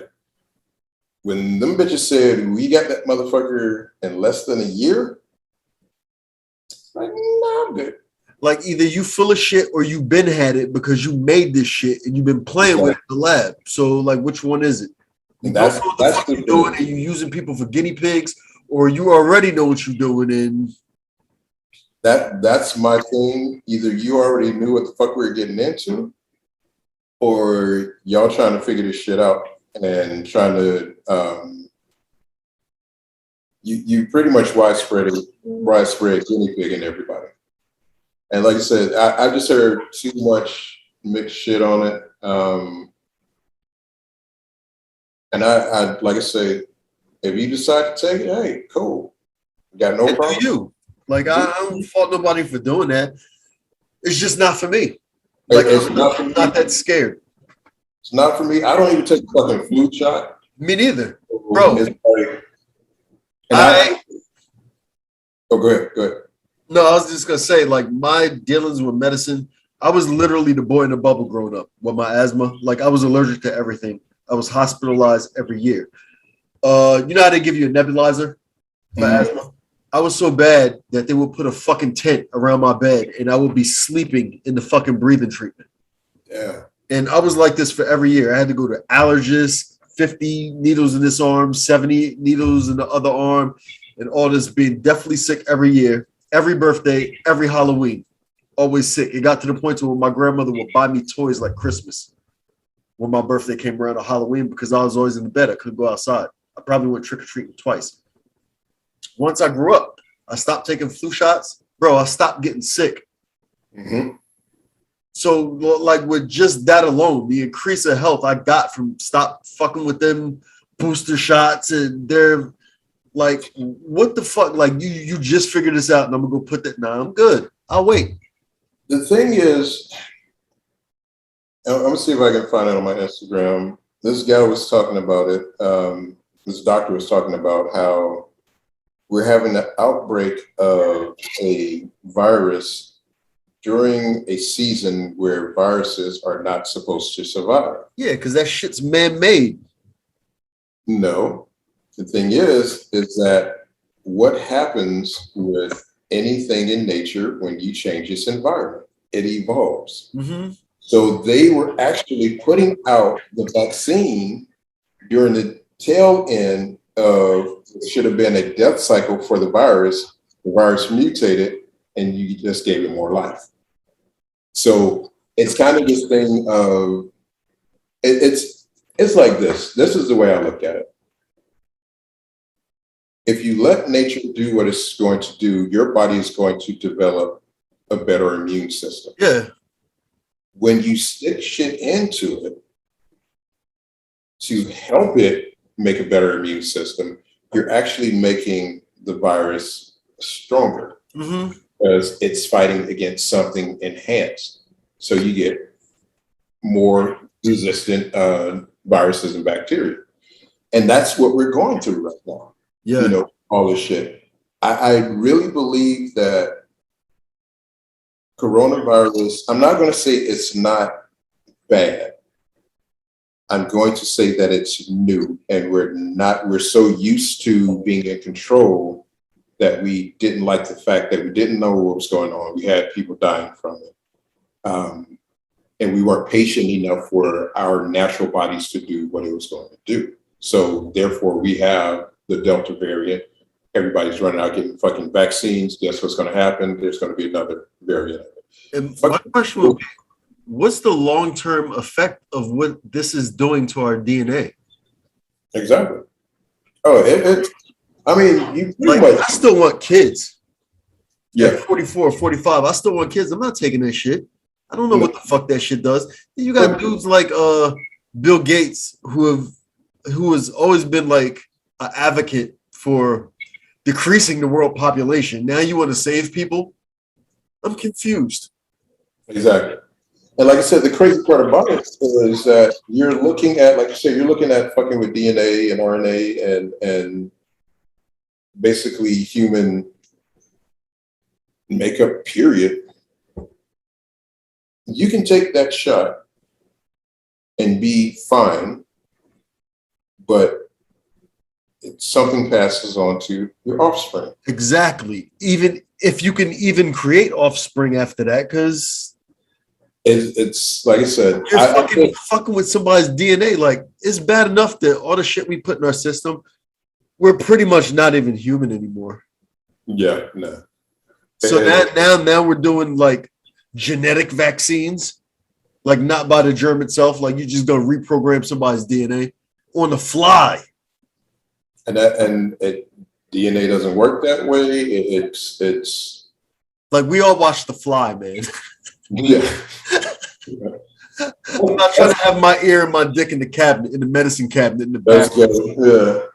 It's one of those crazy things. It's like it's kind of funny because of the simple fact, like you said, The Fly and The Walking Dead, I Am Legend, fucking Terminator. I Am Legend. That was a cancer cure that turned all those people into exactly. And it's like World War Z.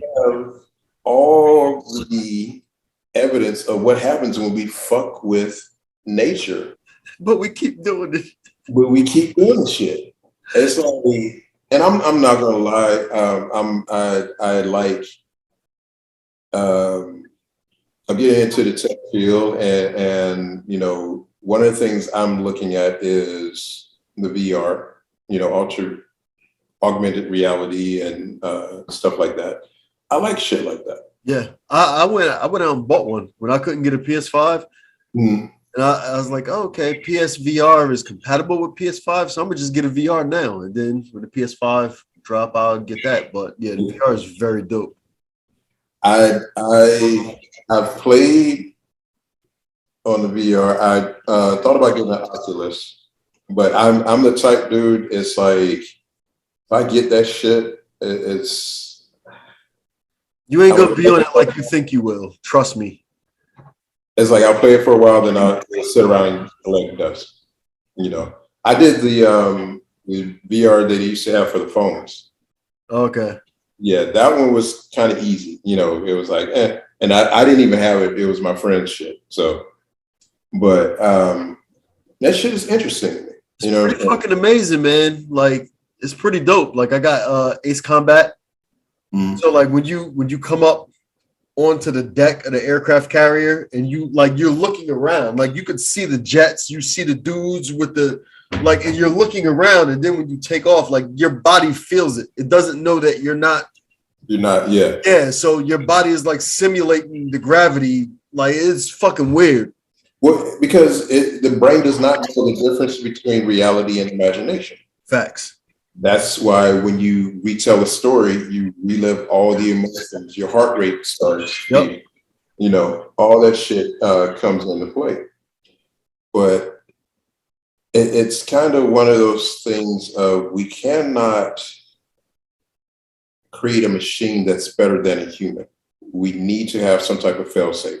Facebook actually had a bot running that actually started creating its own language. Yeah, and they killed it. Yeah, they had to shut it down. AI is not smart. We should not do that. They think they killed it, but it's one of those crazy ass things where, you know, once again, have you seen the movie Her? Her? With Her, H-E-R. No. Fuck, who's in Her? Dude that played the Joker. Joaquin Phoenix and fuck. Oh yeah, Scarlett Johansson. Scarlett Johansson, yeah. I seen it. You saw what the fuck happened with that? Yeah. Everybody was dependent upon the device. Yep. And she was cheating on her. He was hurt. She was in 1,000 different phones. Yeah, it's like the device finally fucking figured out, wait, there's a better life out there. And in that situation, it left peacefully. And we had to start interacting with each other again.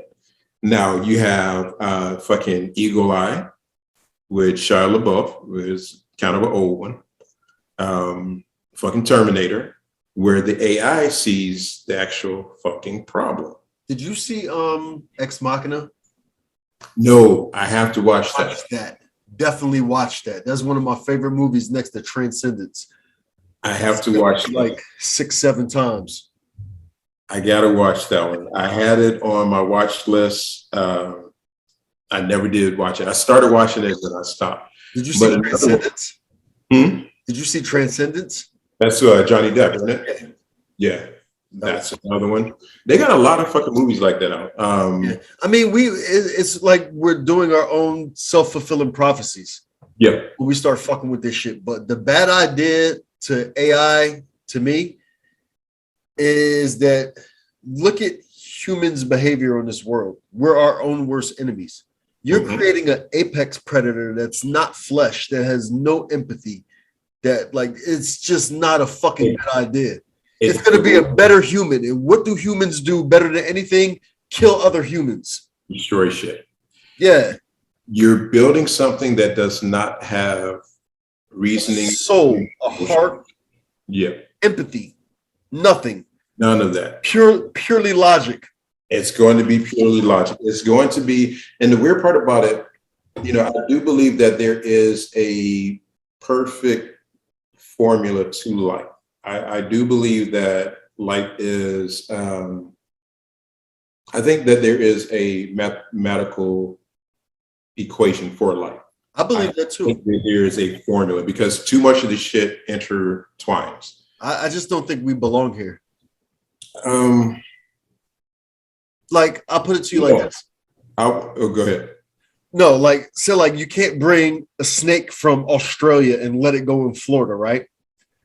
Because it has no natural predators. It'll destroy the whole fucking environment. Humans. Humans. Exactly. I want to ruffle some feathers. I wouldn't say all humans because there's only one species of humans, and then everybody else is a mixture of Neanderthals and other things. And those people tend to have more destructive characteristics than actual humans. We're not going to say that.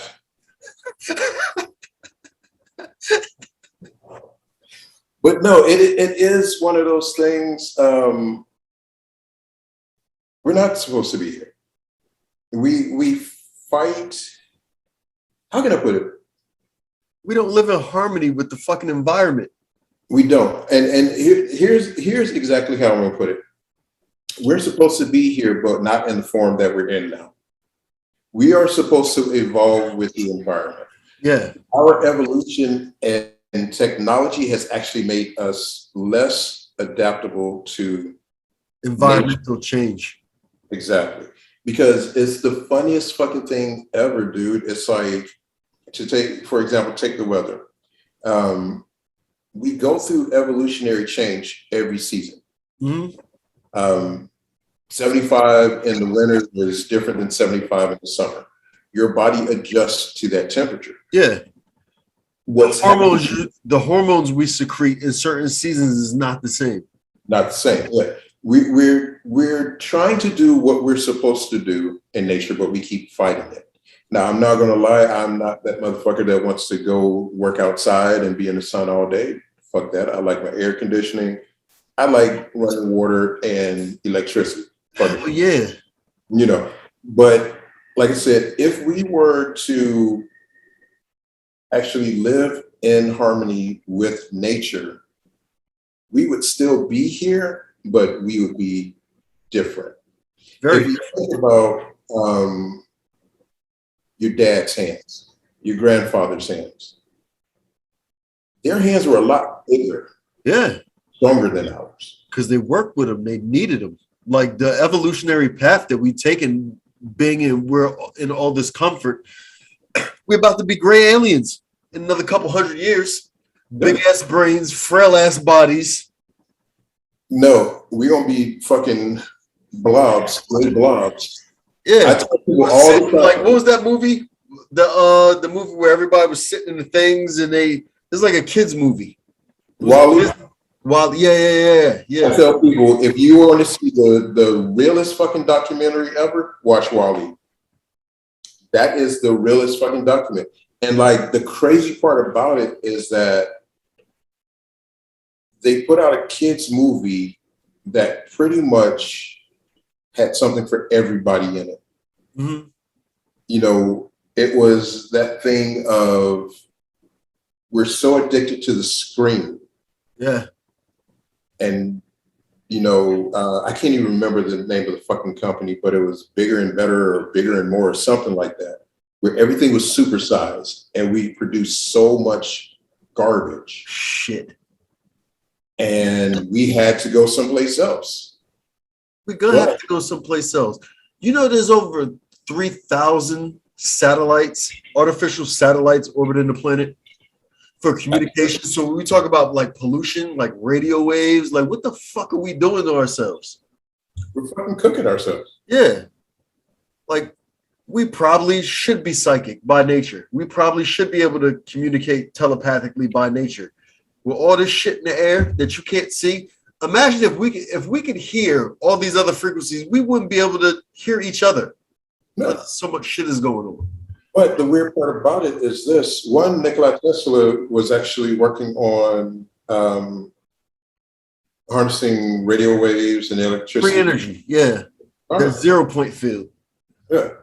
But the crazy part about it, once again, it's once again a catch-22.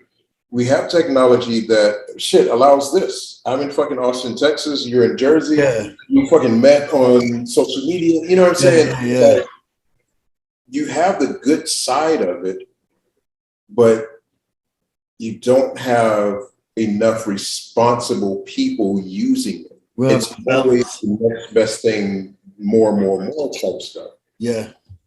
But it's kind of one of those things of what could we be without all the technology? Not saying take it all away, but I'm saying have a firm grasp on it, Yeah. To allow certain things to happen. Hell, can you imagine we just take the fucking school system and start teaching shit like meditation and well, they're not going to do that because they don't want free thinkers. Like you see what they're doing in your state. What are they doing in the fucking textbooks? Like they're not teaching slavery and shit like that. Slavery. They wanted to rename it as. They start calling them immigrants and shit like that. Like that's not what an immigrant is, bro. Like y'all wording that kind of fucked up. Yeah, but once again, it's feeding to. They need to integrate their shadow. It's feeding into the American narrative of Americans have to be the hero. White Americans have to be the hero. And it's crazy, dude. It's like America is pretty much the only country that I know of that actually embraces its racism. What did Germany do? It makes a business off of it. Yeah, swastikas are illegal over there. But yet we still got motherfuckers waving the Confederate flag, talking about it's my heritage. Like, bitch, that's not the country's flag. It's not the country's flag. You lost. Like your heritage is a bunch of. Come on, man. Like we all know what it is. Like, why are you so fucking? It was treason. It was so much other shit, but they hold on to it so hard. Yeah. It's crazy, dude. It is really crazy. And it's like you said earlier, we know better. We fucking know better. We know that plastic is bad for us. Yep. But instead of going back to glass, what do? We start fucking with plastic to make it better. Biodegradable. Yeah. And it's like, no, just put shit in glass. Yeah. Stop fucking using plastic. Stop fucking using. But no, what the problem is? We know it, but it's capitalism, and you taking money out of people's pockets, and ain't none of them rich people gonna let you vote their power away. Nobody in a position of power is gonna let you vote their riches away. That's why we're still dealing with fossil fuels. I'm pretty sure that we could harness clean energy. If Tesla did it like a fucking 100 years ago, come on, man. They building UFOs and all these crazy ass craft. We don't need this shit to live. We've been at it. We've been able to do it, but two things: tobacco and fossil fuels have sunk their claws so fucking deep into the government until they're not going to let that go. Yeah. I mean, do you know the amount of fucking money that will be lost if they do that shit? To them, but I mean, like. See, this is the problem. Fucking old people. Yeah. Old people's the problem. Some of those people, they need to hit an age that we just push their ass out on the iceberg and give them to the whale gods or something. Yeah, exactly. Get the fuck out of here, because you're from like 3 generations ago, and you don't need to be running shit in a new age. And the bad part about it is that they produce offspring that don't know the value of hard work. Yep, they're entitled. Used to getting participation trophies. Yeah, they recycle in their cycle. It's like you become the president of the company not because you're qualified for it, but because your daddy owned it. Yeah. And your daddy was smart enough to surround you around people that are smarter than you to run it for you. Well, that's how we got George Bush, the second one, right? Oh, shit. George Bush, Trump. A lot of these other dudes. Fucking, yeah, there's a lot of them. But it's crazy that, I don't know, it's crazy that you have people who have not worked a day in their lives telling people who how to work, how long to work for, and yeah. Pull yourself up by your bootstraps, motherfucker. Your nanny pulled you up by yours. You know, you didn't have straps. You had fucking Velcro. You had loafers. You know. Jeff Bezos got to be like the fucking devil. Like this dude just has no, like, you don't got to pay no taxes. You just, that's what you do, huh? You just make money and you just, whatever you want. Once again, it's one of those things that when you learn to play the game. Right. You're right. You learn to play the game. And the thing is that you have to have, you learn to play the game. Once you have enough chips you learn to play the game until you have enough chips to sit down at the table. And once you're at the table, it's all fun and games. You have nothing to worry about. So it's kind of one of those things that it's kind of fucked up to me. My thought on taxes and all this other shit, I don't think that we should have to file taxes. No, that's piracy. You tax our goods, you tax our services, you tax all that shit. You can't fucking come to me, twice a year and say, oh, you didn't pay enough. Motherfucker, I didn't choose this, you did.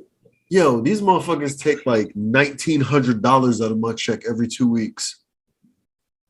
I mean, I claim zero because I want to return. I don't want to end up paying. Like, you motherfuckers is robbing me all fucking year to begin with. But it's crazy though. It's like you're playing the lotto pretty much. You know what I'm saying? It's like they're taking the money to give it back to you later. Yeah. Why not just let me? Why don't you just not take my shit? Exactly. And I think there should be a flat tax rate. Flat tax rate. I don't give a fuck for you what economic class you fall in. Flat tax rate. Are you familiar with the straw man thing? No. With the Social Security cards? Mm-hmm. This is a whole nother podcast. So from what I gather, in 1933, after the Great Depression, when they actually removed gold from circulation, Nate, tell nobody, this country put up people as collateral for international banks. That's what our Social Security cards are. And they're really, what they really are is called employee ID numbers. Shit. Also, you see how your name comes in all your bills in all caps? Like there's never a lowercase. Yeah, that's what the straw man is. It's a legal fiction created for you that by default we just adopt because we don't know any better. That's what's being taxed. It's like a corporation can't do business with a natural entity. It'd be like saying a squirrel owes you. So what they do is give the squirrel a legal fiction to deal with and make the squirrel responsible for, right? So even the social, that's an open account. Like if you look on the back of it, it starts with a letter. There are 12 Federal Reserve banks. Mine is D, which is the Federal Reserve Bank of Cleveland, which holds my account. This is for every fucking person. This is the crazy shit, though. My brother put me onto this shit, and I didn't believe him. I thought he was fucking crazy. And he showed me, and this nigga paid his car off, bro, with his social security number. They sent him the title in the mail. Damn. I wouldn't suggest go fucking with the feds, but the piracy is real. Shit.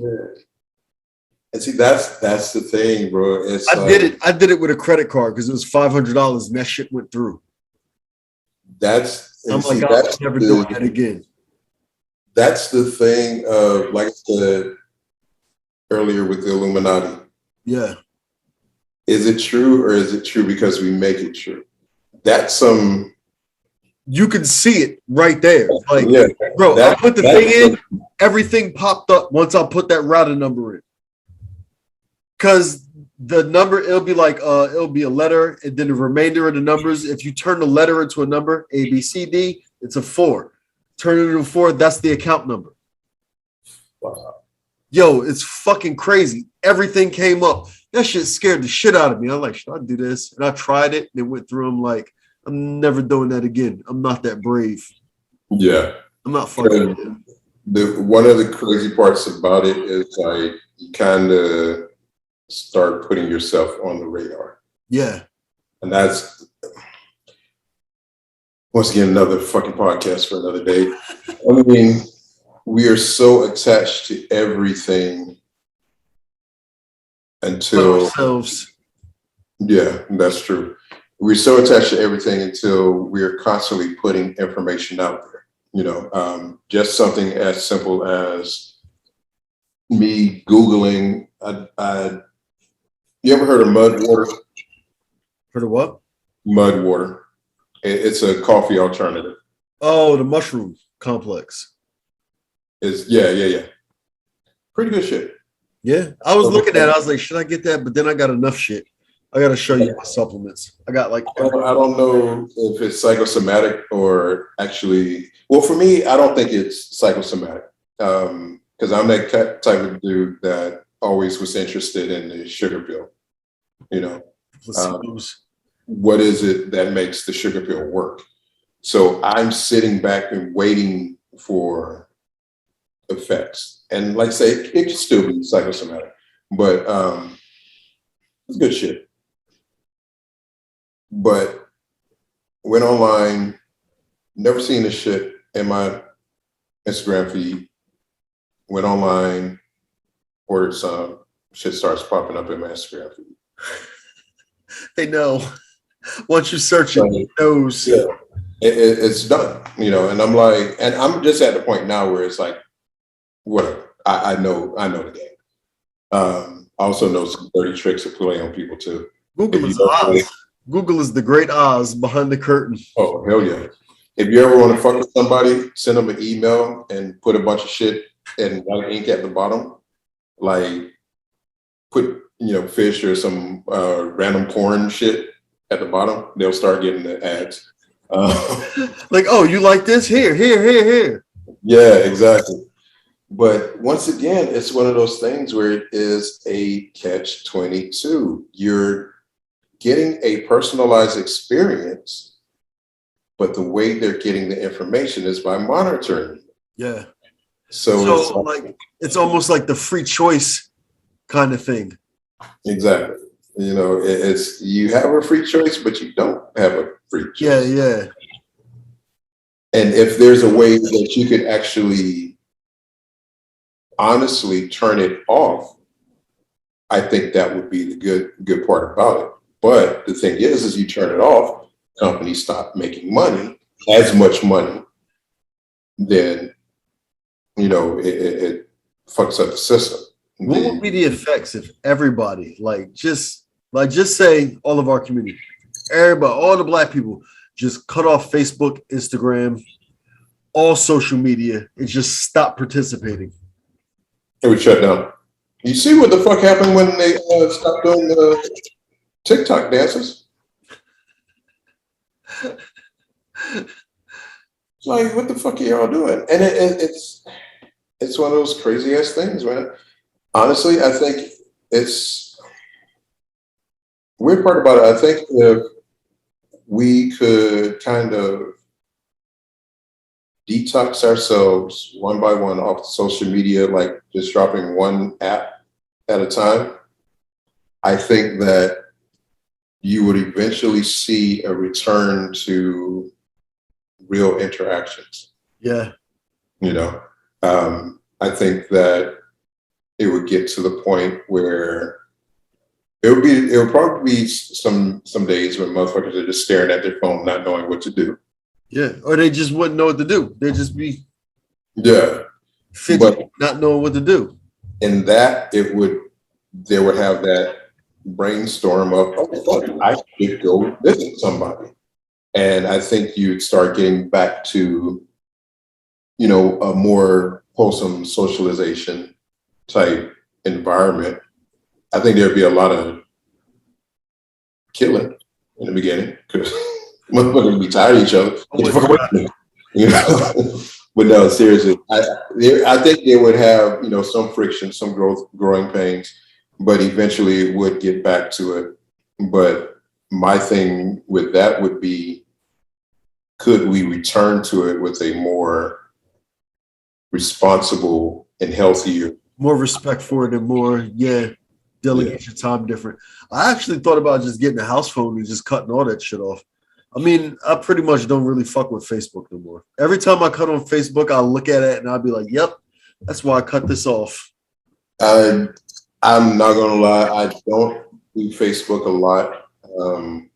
I use Facebook Messenger more than anything. Yeah. And every now and then I'll go on it. But the weird part about me was that I actually connected my Facebook and my Instagram Okay. when I was more active with social media.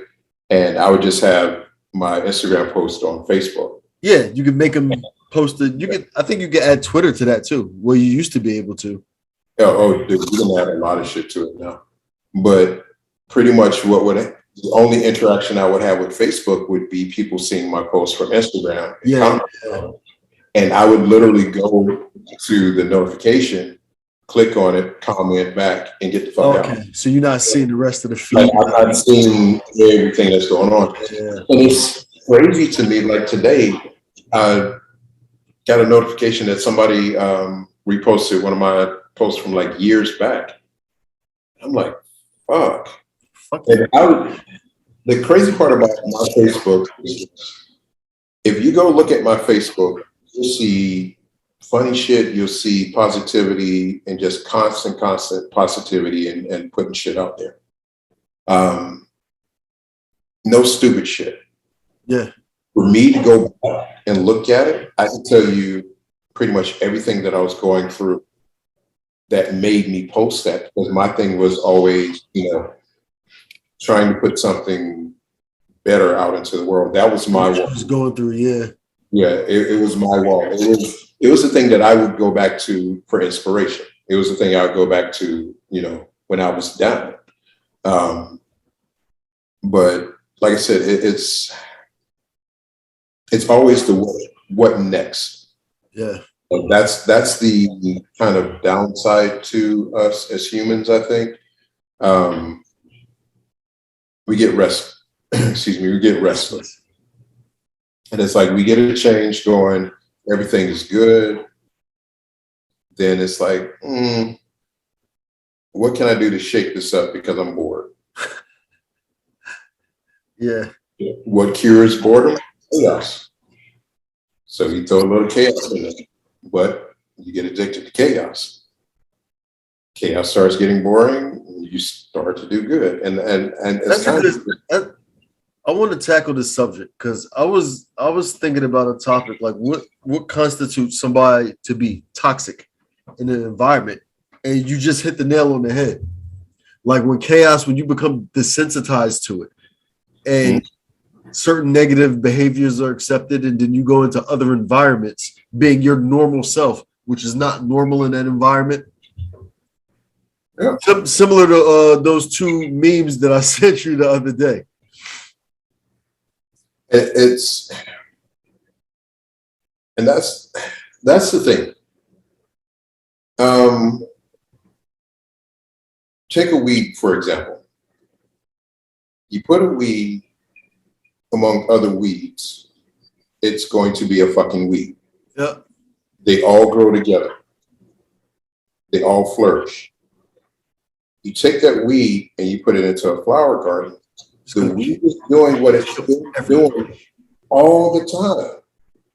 But since it doesn't look like that flower, you want it out. Yeah. That's toxicity. Yeah. That is a toxic person at its purest form. Now, to put the human side of it, a person, how can I put it? A person can be toxic if you do not have the antitoxin within you. Yeah.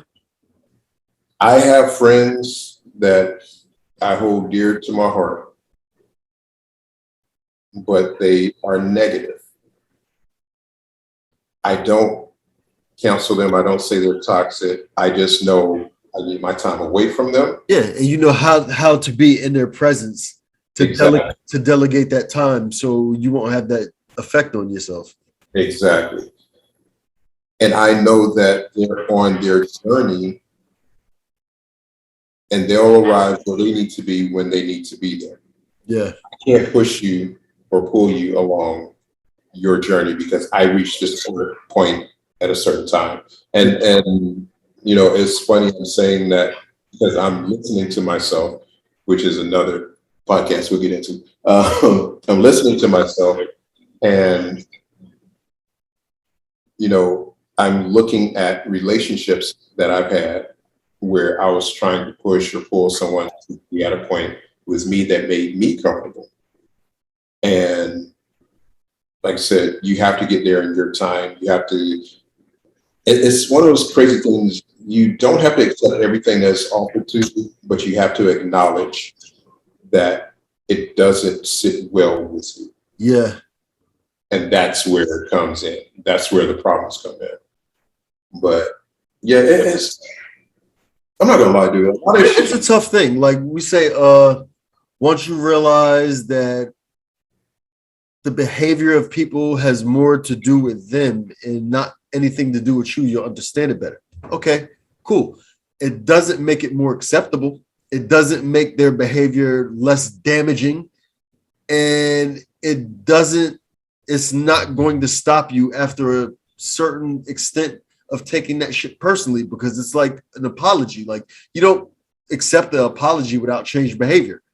Exactly. You never gave a fuck. So like that's what you're dealing with when you're dealing with somebody like that. So it's and like that's the thing that I once again deal with is, you know, like you said, you know, you shouldn't take it personal, but you do. At what point? Is like, okay, I just need to accept this bad behavior and I'm just going to allow this shit around me because you don't get it. Like, how's that work? And that's the thing. At what point do I kind of be like, peace out, you know, I don't need you around? Or at what point do I correct you on that shit? Because here's the thing. It's kind of like, you know, you got two different scenarios here. You got a baby that's around a hot stove. Baby puts hand on the hot stove. It feels pain. It learns never do that again. Yeah, hot.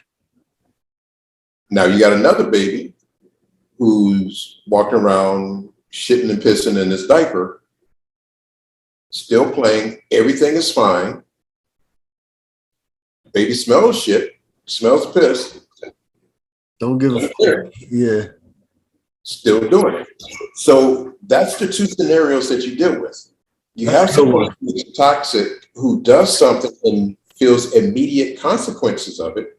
Then you have someone who's toxic who has been walking around in shit all their lives, so they know no other smell.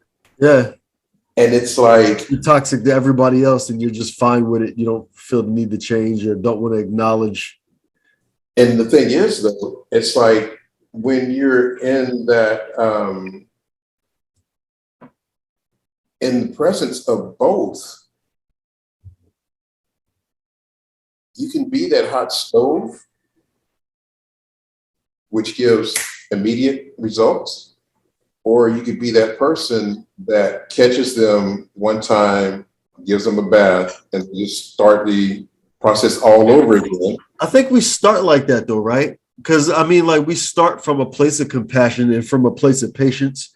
So like you'd be like, yeah, maybe you could do this or do this, and you try to help them along. But then after a while, when they don't take, and it starts to get frustrating, like, look, motherfucker, you stink. You need to fucking do something about this. Like I can't keep going. Then you're gonna turn into the hot stove that burns them, and then you're the bad guy. Like how does that? You know what I mean? Exactly. And it's like, I think we talked about it before, breaking down walls in relationships. I put my wall up, because I've been hurt, and I'm this loving person. I break down that wall and she puts up another one. And I break down that wall and she puts up another one. Because how many of these? Yeah. And it's like I said, once again, but the weird part about it is you have two ends of the spectrum. You have the caring side, and then you have the frustrated side. The weird part about it is that you control where you are on that spectrum. Mm-hmm. So it's kind of one of those things where it's where your values are at. That's what you always lean towards until you're emotionally compromised, and then now you're a crazy person. Yeah, and then it's also kind of you get to the point where, once again, the lack mind frame. It's the lack mind frame when it comes to relationships and attachments. Excuse me, because I had a situation where it was a crazy situation. I'm grateful for this situation that I went through. I'm grateful for everything that I've gone through because it made me the person that I am. Yeah. But dating this young lady, she was in the church. I'm not in the church. I haven't been for years. And it's not that, how can I put it? I'm not against church. I'm not anti-church by any means. I just find that my spiritual walk is stronger away from the church. Yeah. I found that I'm more in tune and closer to God outside of that man-made parameter of church. Well, she was in the church, and, her thing was, she didn't quite know how she felt about dating somebody not in the church. And, I went to church a few times with her and enjoyed it, things of that nature. Well, she went on the trip and she visited one of her friends' church. And pastor was sitting there and called her up to the front and just started going down this list about, you got a man in your life, you need to get away from that man, and da da da da. And I'm like, and she's telling me this, and she's like, she wanted to break up with me. And that's how those, Yeah, well, and that was the thing. It showed two things. Number one, how motherfuckers manipulate you with quote unquote the word of God. You are a attractive, shapely Black female. Yeah, you got a man. But it's like I was telling her, what's this man's motive? Exactly. And I asked her, I said, have I done anything to you to make you feel any other way than safe and loved? And she was like, no, you haven't, and da da da. And I fought for her, and we wound up getting together. And things didn't quite work out. But I'm at the point now, I realize that you don't have to fight for love. No, you shouldn't. If somebody wants to walk out your life, let them go, because they might not be where they need to be at that moment to be with you at that moment. Yeah. So it's once again, it goes back into that lack mind frame. Yeah. Oh, I'll never find somebody who loves me like this. I feel good around this person. Yeah, yeah. But I think a lot of our problems, period, is a lack. The thought of lack. Yeah. people are connected to lack, and that was those memes that I sent you. The problems I was having with that girl was all because of lack. Like, I do well for myself. I'm not living check to check. I'm not. I have food, bro. I don't. I have every fucking thing I need, then some. And I got you staying with me, and you're just striving for fucking survival. Yeah. Like just the basic levels of your intelligence. Like, you trying to get over, trying to like forge documents. Like, what are you doing? Like, you're still stuck in survival mode. Like, that's not what I'm doing. So Yeah. that whole mind frame and my mind frame, it's not, we're in two different places. And I'm trying to thrive. You're trying to survive. yeah. And that's the thing. It's one of those crazy things where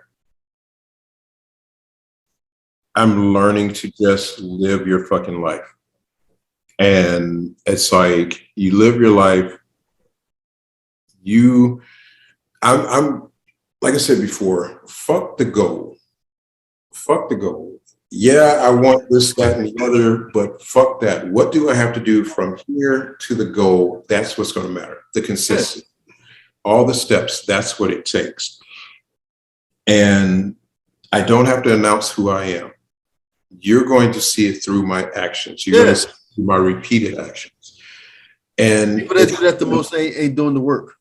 yeah, it's one of those things, though. It's like, I'm gonna be putting in that work. I need to see you putting in that work. And if you're not putting in that work, I need to see you interested in how to put in that work. I need to see that you're saying you want a man that leads. I need to see that you're willing to follow my lead. Yeah. Saying that That's the same thing. Like, you don't listen to shit I tell you. You do. It's like fucking having a wild animal. Like, you just don't piss on the furniture, but you're doing everything else. Everything else, yeah. And that's the thing. And the weird part about it, though, it kind of goes back to what women are taught. You know, it's always, you don't need a man. Yeah, we gotta dig into this and format it, because we got to do this before. Yeah, but it's like I said, it's crazy on some of this shit that we kind of put ourselves through and we don't have to go through. But the weird part about it, we don't know anything else. We don't know anything else. Yeah, this is definitely some shit we have to go into. Because I mean, it's like, even with polyamory, I've been monogamous, I've been polyamorous. Right now, I just fucking love whatever. I don't think I could ever do that. I don't think I could ever do that. The polyamory thing.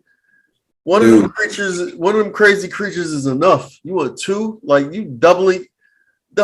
Like, here's the crazy thing about it. You get you two that know what the fuck is going on. It's powerful, bro. Because, like, look, there's a female couple above me, right? And they had a boyfriend. So every once in a while, I catch bro out there smoking a cigarette. Be like, yo, you want to kick it for a minute? So we drink a beer, we kick it. You know what I mean? Talking, he'd be just telling me his problems. I'd be laughing at him like, bro, you have two women. Like, what the fuck you think is gonna happen? Like, you get into an argument with one, you go to work for 10 hours, you come home now, both of them mad at him, and he's surprised. I'm like that's what you chose to navigate yourself through. Like, and that's the crazy part about it. You would definitely have to do one on this. But that's the weird part about it. People think that polyamory is going to solve your problems. It doesn't. Nah, it compiles them unless you got the money to deal with that shit. It's not only money, but it's a lot of self-reflection and self-reliance. You got to depend on yourself. Yeah, you have to have like two strong ass women too that are not petty and superficial. Yeah, queen shit. Like, none of this goofy ratchet shit that these chicks be doing. No, I mean, it's queens, because Other Got than to look at it. You got to look at it like that. You got to look at it as a business transaction. yeah, Her absolutely. goals, your goals, our goal. Yeah, You be working on something. You got to be working on something. I got to be working on something. And not saying that it has to be financially for everybody, but you do have to be able to sustain and take care of yourself and not be a liability. thriving, you know. So it's I kind of, how can I put it? I do and I don't. I'll say it and clarify. I kind of hate that I did not sink my claws into and make a commitment when I had a good dynamic. Because the friend of mine that actually introduced me to it, I call her my catalyst. She sparked some shit in me, bro, that like opened my mind. But as with any relationship, she had her bullshit, I had mine. And the weird part about it is that when we parted ways, we stayed friends. But when we parted ways, it was cool. It was, we had our little frictions, but it was not the type of frictions that I've had with monogamous relationships. Yeah. When you're probably, that you do not own that person. That person is choosing to spend time with you and you're choosing to spend time with them. I mean, like, that's how it all should be in general, right? It should, yeah, it should. But monogamy teaches us once again, lack mind frame. I need you to make me feel good. See, yeah, no, they're like, that's the thing that when I got married, that shit ruined that shit because she didn't have the tools to deal with herself. So it was like coming up to me with a broken glass of you, talk about fix it. Like, I don't have time to fix it. I work 12 hours a day. I get home 1:00 in the morning and she'll start a fight because I ain't coming there and kiss her. She don't realize that this is the first time all day I had a minute to myself. Yeah. Literally the first time I sat down all day. I haven't eaten. I haven't done anything, but then it's an argument. How come you ain't come and greet me when you came home? Like, fucking tired. Yeah. I'm fucking tired. How come trying to maintain myself? Yeah, it's like how didn't you come and greet me? It's the funniest fucking thing. My aunt was a teacher. Well, I'm sorry. During this time she was a principal at a school, and she has two kids. My two cousins. They said that when she walked through that door from work, they knew to give her 30 minutes to decompress. Yeah. Do not talk to her for 30 minutes. After that 30 minutes, she's mommy.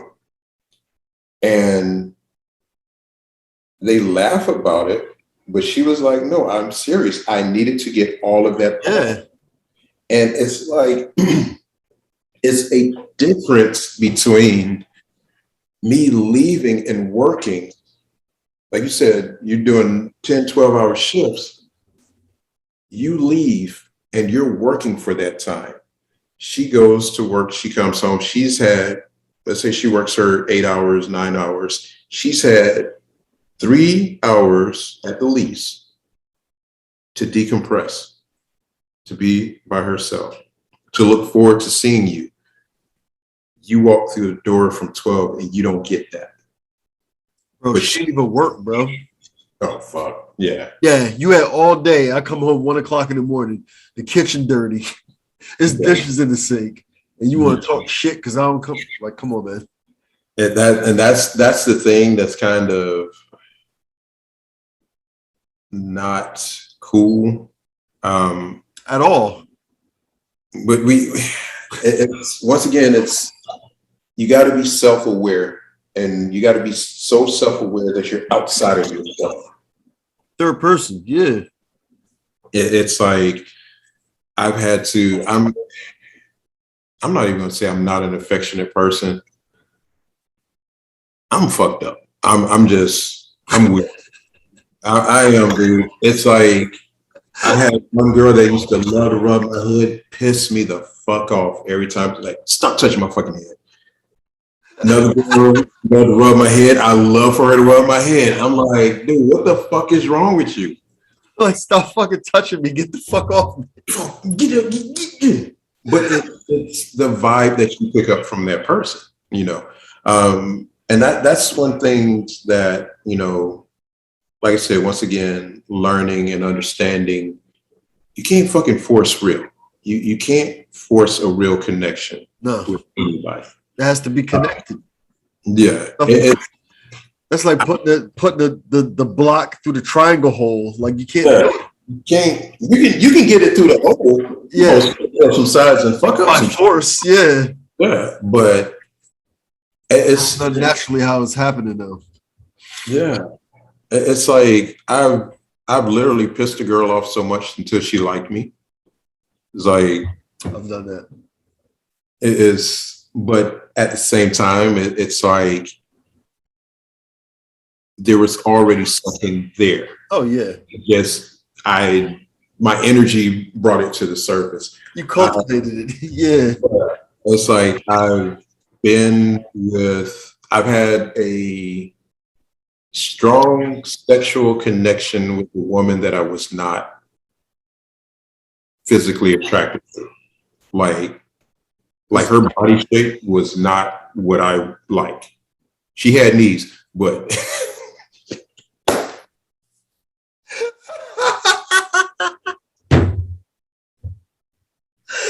She had knees. she had knees. Yo. She had them. But sexual chemistry was crazy. Just crazy. And it was actual connection there, right? It was an actual connection. And it's like I've had fine ass women that I've connected with platonically. It's like, yeah, you fine, but we don't connect sexually. Yeah. And it's just kind of, once again, I can't hammer it home enough. It's that fucking lack mind frame. Yeah. Gotta make it work. Gotta make it. No, don't fucking have to. Yeah, man. It's just, yeah, it's crazy. We're constantly scheming. Like, you know how you could tell somebody not being straight up? Like, yeah. After I see you scheme for a fucking year straight, like, and I see how you operate, how could I even trust you? Exactly. It's like I can't. I don't trust this shit. Like, you doing too much. Like, constantly lying. Talking about, oh, I'm compartmentalizing. Like, no, you're trying to keep your lies from bumping into each other. Exactly. And that's the thing. But once again, the crazy part about it is to kind of look at it and go, okay, what's the trauma that's causing this for you? Why is it that you feel the need to scheme? Why is it that you feel the need to lie about everything? Why is it that you are hiding who you truly are? Why? Poor self-esteem. They don't accept themselves. A big ass shadow that they integrate. It's like, dude, that's not healthy behavior for anybody. No. If you're a piece of shit person, be a piece of shit person. Own it. Own that shit, but don't be offended when the shit comes back on you. Yeah. You know, don't you wild out and somebody slap the piss out of you. And don't go, oh, why'd you slap me? You was wilding out. You know what the fuck you was doing? I'm not saying domestic violence and no shit like that. You got to clear all this shit off. That's why her ass out of here. Yeah, like I said, it's just. I had a homeboy that was dating this girl. Always giving him problems. Like, just when times were good, they were good. When they were bad, they were bad. Yeah. And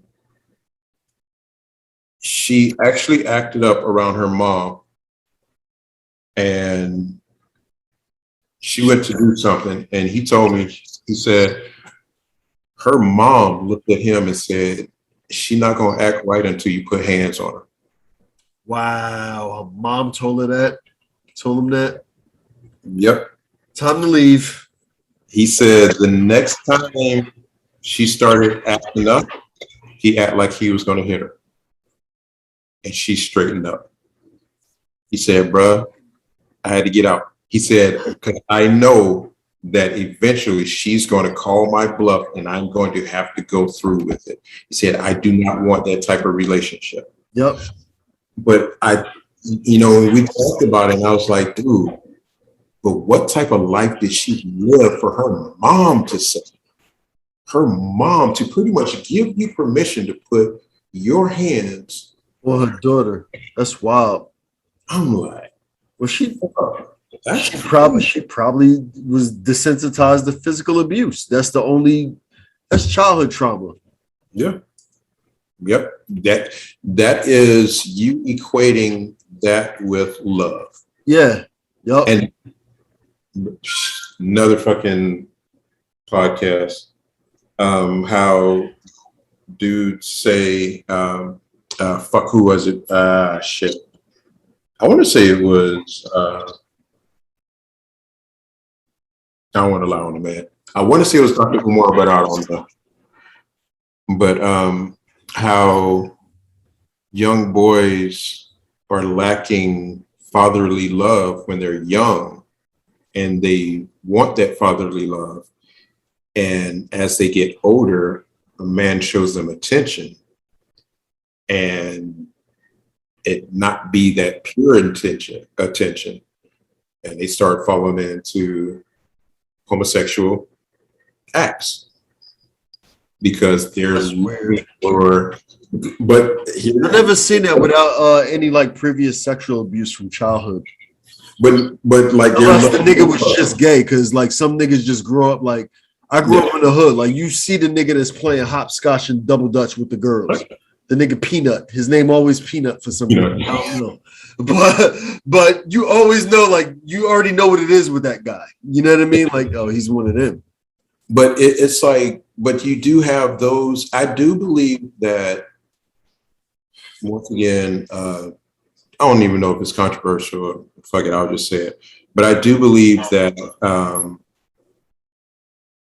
homosexuality is kind of a spectrum. It can be nature, you're naturally like that. It can be trauma. Yeah. And it can be, and in trauma, it's so many different things. It can be sexual abuse. It can be bad relationship. It can be self-worth. It can be so many different things. You know what I'm saying? Like, come from. Because if you look at it, even on the heterosexual side, you got dudes out there fucking a lot of women, not because they like to fuck a lot of women, but because they equated that with manhood. I was one of those dudes.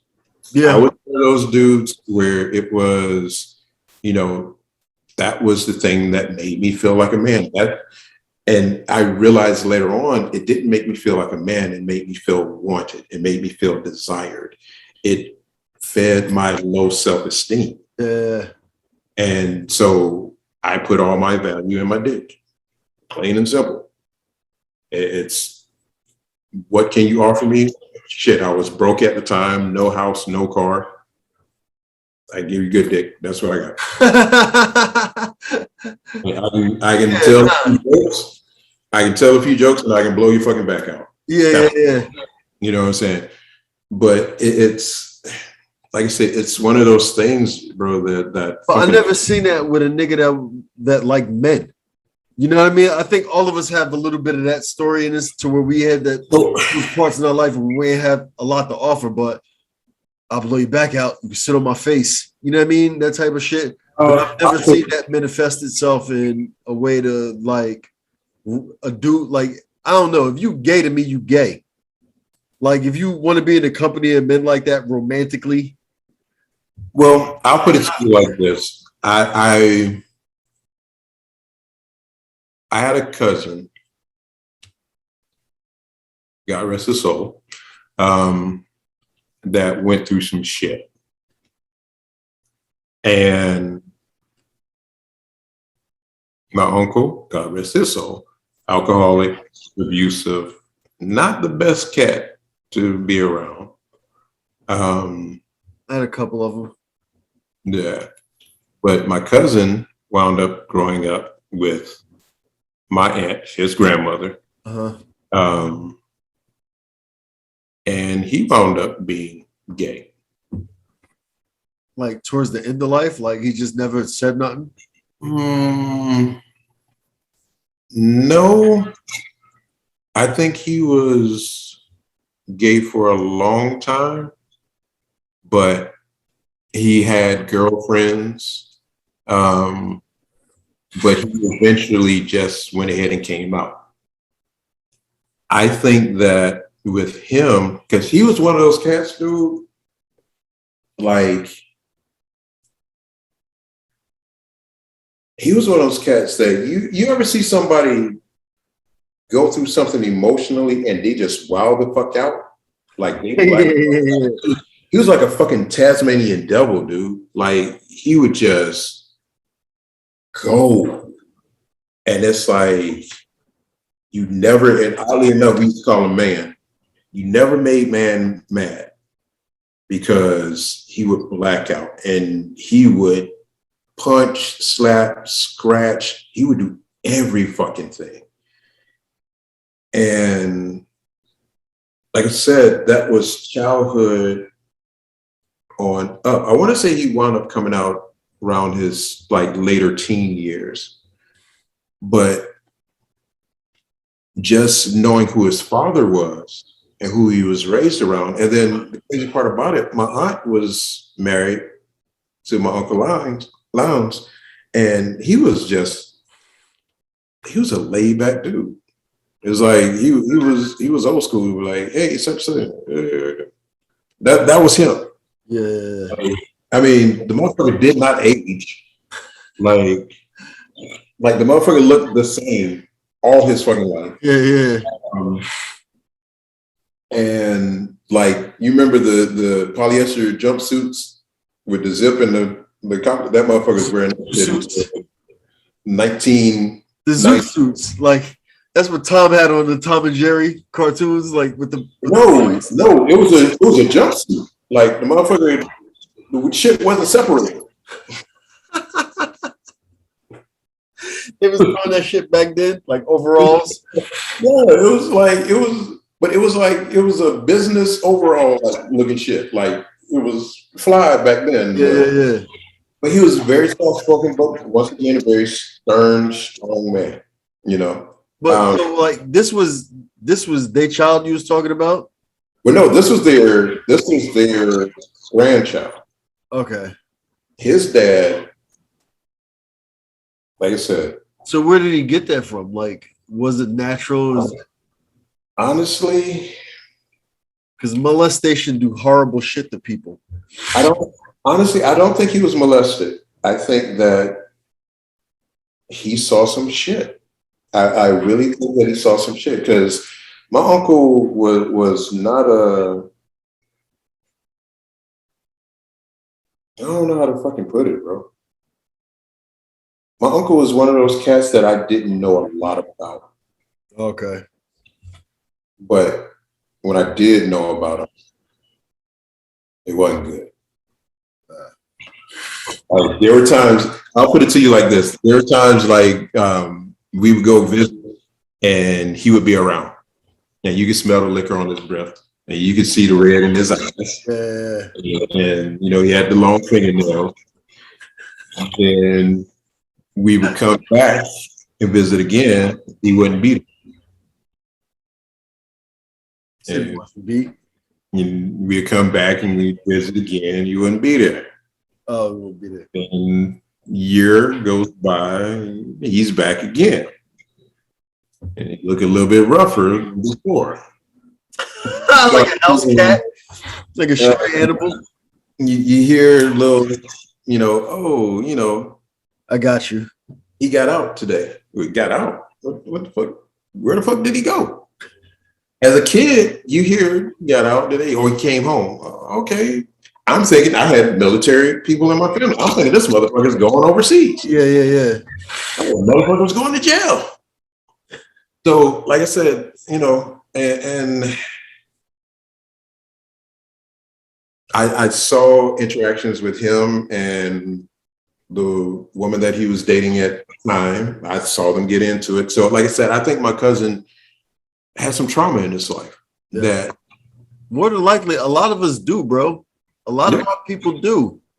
And it's just willing to talk about. Like, I've seen a lot of that shit. Like, there's rapes in my family.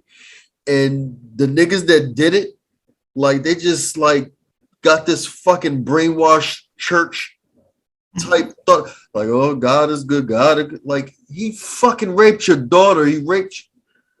I can't. I don't talk to the nigga no more. Nigga don't say nothing to me. I just look at him like. And that's the crazy part about it, man. It's like the justification in what you do, but I don't know. It's kind of one of those things that, like I said,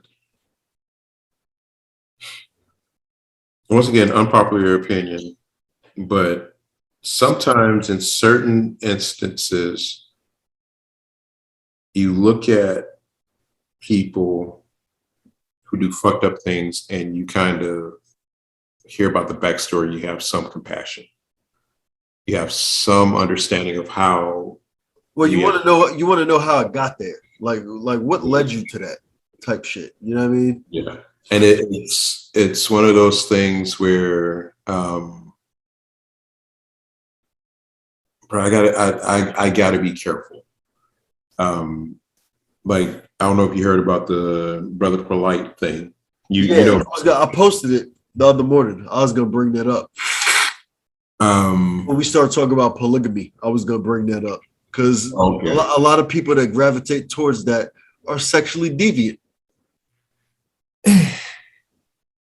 They don't look at it as like a business deal. They look at it as like an extra vagina. So, and that's one of the things that's kind of fucked up with it now, because it's getting that type of fucked up Air about it. Yeah. Air about it. Well, you know why? Because over here, people aren't that fucking mentally mature to take on a concept like that. Motherfuckers can't even deal with themselves. Now you want to try to take on a female and then take on another female on top of that, and you can't deal with yourself. And that's the weird part about it. A lot of motherfuckers mix up polygamy with swinging. Yeah. One has a more business model to where the other one is more anything goes. A race car. Yeah. But even with him, and the reason I say I have to be careful, it's like, I think he started drinking his own Kool-Aid. He started believing his own hype. It's a lot of motherfuckers that I could put in that category. Kanye West. Oh, God. I'm surprised that nobody whooped his ass yet, because if I was Sway, when he was on Sway would have probably lost his job. But come on, as men, you don't do that. Like, and Kanye has a habit of these, like those tantrums sitting next to grown ass men. Like, ain't nobody yoked this nigga up. Like, yo, you can't talk to another man like that. But and that's you know what I mean? Like, it's okay. It's like this. There are two things in the world you can't hit and get away with, and one is not women. You can't hit midgets, you can't hit little people, and you can't hit mentally retarded people.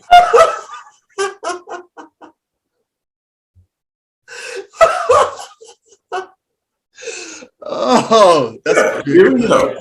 That's good. Here we go. Okay, so you can't hit little people and you can't hit mentally retarded people, because if you do it, what happens? Oh, you didn't have to hit them. Why you did that? Why you did that? Da, da, da, da. Right? You can put women in that category too. Do you follow Bill Burr? Bill Burr, yeah. When he said that, he's like, "Don't tell me there's not a reason to hit women." He said, "I can wake up out of a drunk stupor and rattle off 10." He's like, "Why is it so quiet in here?" It just got awkward. He said, "I say you should." It's not, like, you can't say there's not a reason to do it. Yeah. But the weird part about it is you can't hit them because if you do, you're wrong. They're weaker than you. You have something over them. Yeah. You can't get your ass beat by them. Or you a complete bitch. Yeah. Complete bitch. So it's kind of that way with Kanye. It's like you can't beat his ass because he's fucking crazy. And he a bitch. And he a bitch. Any nigga that get liposuction to lose weight, I cannot respect you as a man. Fuck out of here. Like you lost all points, bro. Hey, like, really, nigga? But who was he fucking with when he did that shit though? With that white girl. I don't even know if them motherfuckers white, bro. I don't know. Like, you know how they say, like, you ever see that meme? Like, a nigga could get hit by a bus, but if he date a white girl, niggas gonna be like, see, got hit with that bus, fucking with that white girl. Fucking with that white girl. No, bitch, I didn't look both ways. You looking at a white girl, that's why I did. Yeah. You was fucking with that white girl. You remember to look both ways. If you had a sister on her arm, she would have pulled you back. She'd have been looking the opposite way. White women don't look out for themselves like that. They're going to joke down that rabbit hole. People like, is he serious? He said it. But no, like I say, it's one of those things that I think you and like I said, that's why I'm careful because I went down that road as early in life. Like I told you before, being labeled gifted and talented, I became that guy. I was known for being that guy. Yeah, it put the expectation on you for everybody. Yeah. Now you have extra pressure. Once again, when I'm told I'm wrong, I can't understand it because I'm gifted and talented, And what happens is it fucks up your view of yourself and everything out there. So I think Brother Polite started sipping his own tea, fucking with his own Kool-Aid, and felt that he was higher than because he has all this admiration. Yeah. What's the motherfucker that got busted? Jackson did the video with his wife and everybody was talking about his ass. He was the dude that was hard on brothers. Oh no. Fuck. Derek Jackson. I don't know. Oh fuck. I heard about that. Anyway, but he was 14-year-old though. Like, how much of your shit is you sipping, bro? Like a 14-year-old. But that's some R. Kelly shit. Like, I'm just gonna swing around McDonald's at 3:00 after school let out. But once again, though, what they say about a fool and money. Money shows you who a person is. Yeah. So does power. Yep. So does power. Yep. Same thing, more or less. Exactly. And you feel that you can live by your own rules and people are going to support you and this, that. I guarantee there's motherfuckers out there supporting him and what he did. Bro, there's there's people that think that fucking pedophilia is a sexual preference. Yep. They got flags and everything. Like, oh, this is what we do. Oh, it's okay. Like, you think, what? Like, what the fuck? Like, no. Burn all you motherfuckers down. It's no question. Once again, it's one of those. And here's the crazy part about it. It was acceptable at one time. Let's be real. When in Rome. Exactly. So it's like, I don't know. Like I say, I've learned to be careful on believing my own hype.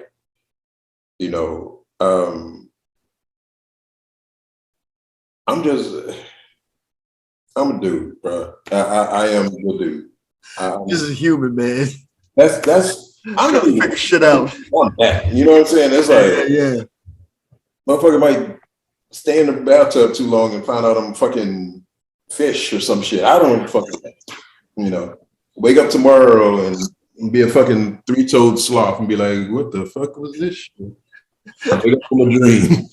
But it's like you don't hold yourself above, Yourself. don't hold yourself below anyone. Yeah, no, you can't take yourself too serious. No, And I think that's what a lot of people do. Like Yeah. you're just like everybody else. Like we're just people. and everybody is fucked up. Yeah. But Yes. people want to define themselves off of what they can collect and not their actual habits or their actions. You know what I mean? Yeah. Like it's the shit that you do defines you, not what you have, not what you've gathered. People think that money and But which is easier to do? Which is easier to do? Yeah, it's way easier than, like you said, deep diving, going inside yourself to those places that you don't want to talk about and dig Sinbad, yourself out. Sinbad said something that made so much sense, and it was years ago when the whole Instagram boom was happening. He said, buddy of his showed him a picture of this girl on Instagram. Like, man, look at her, she bad. He was like, she nice. What'd she do? I don't know, man. Just nothing. She bad though. Like, but no, what did she do? Yeah, she bad for your ass. She's like, you don't think she bad? It's like, yeah, she bad, but does she have something else that she has? No. It's like, bro, I kid you not. It is. I joke most of the time with myself on this. Like, if you look at my Instagram, We're gonna have to repeat this conversation because I got something for that too. A lot of these girls do that. Like my favorite shit is from females talking about what they deserve. You deserve to be adored and gifted for doing fucking what? what you do? For what? Like what did you do? I don't need a man to The bring. last girl I dated, she made just as much money, if not more, than me. She is a clinical psychologist. Worked 2 different jobs, had her own practice. Talk about I deserve. You deserve what? Like if you deserve something, I don't owe it to you. Like you deserve that shit from you. Like Exactly. the fuck you mean? From you.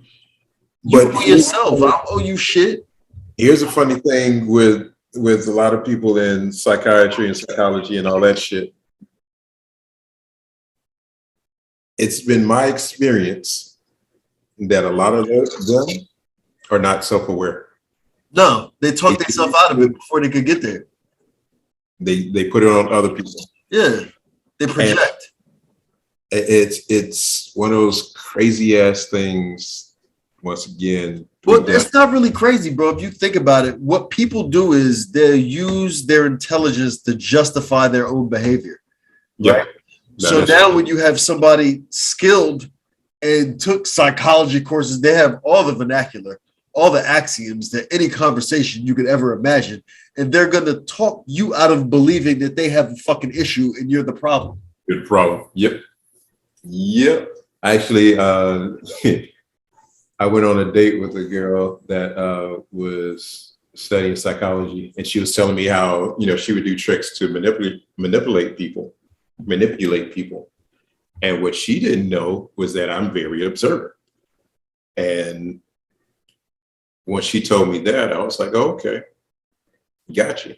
And she would do things and try to see if she could manipulate me, and I wouldn't fall for it. And oddly enough, never got a call back. Yeah.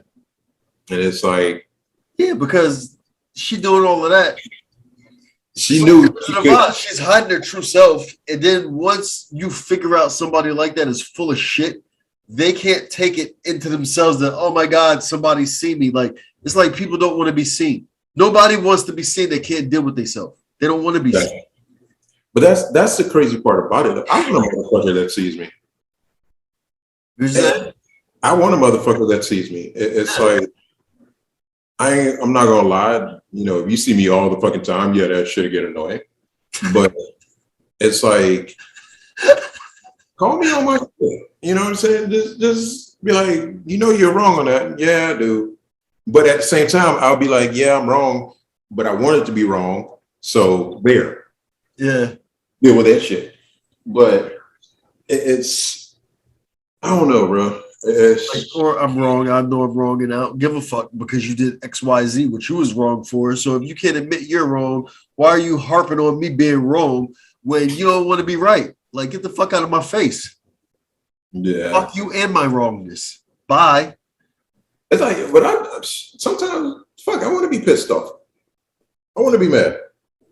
I want to be angry about something that I should let go. I want to be in a bad mood. I want to be depressed. I want to be happy. I want to be, you know what I'm saying? It's like once you start fucking taking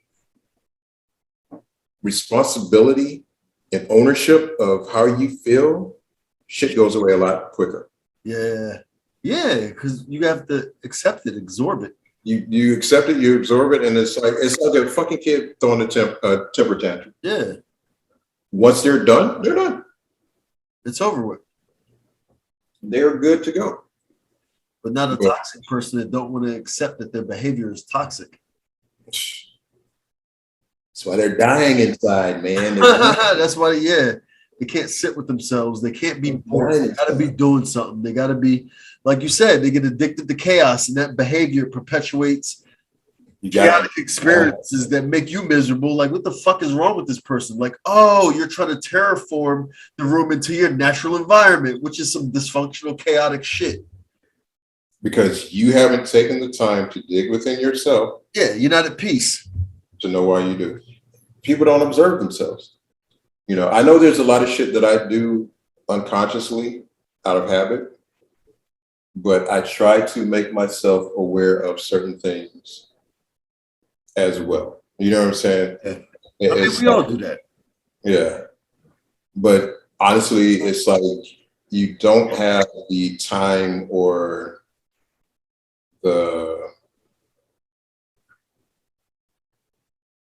I wouldn't say you don't have the brain capacity to do it, but it's like your brain isn't made to constantly be observant.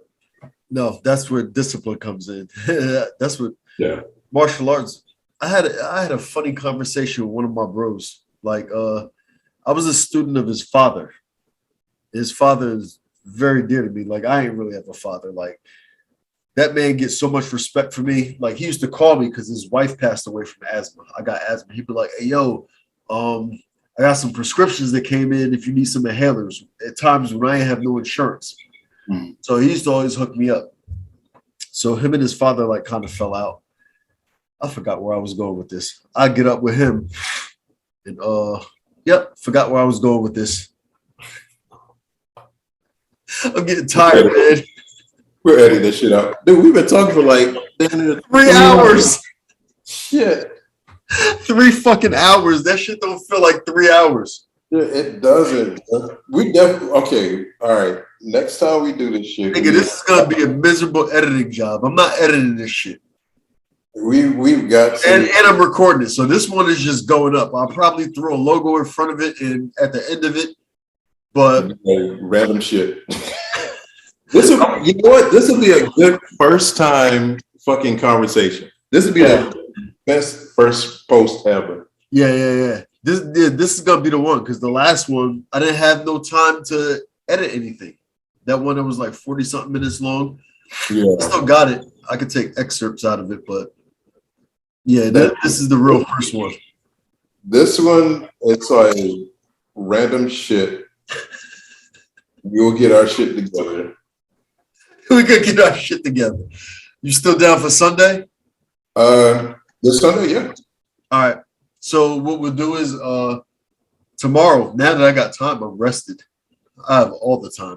I could, The universe has granted it to me because I asked for it.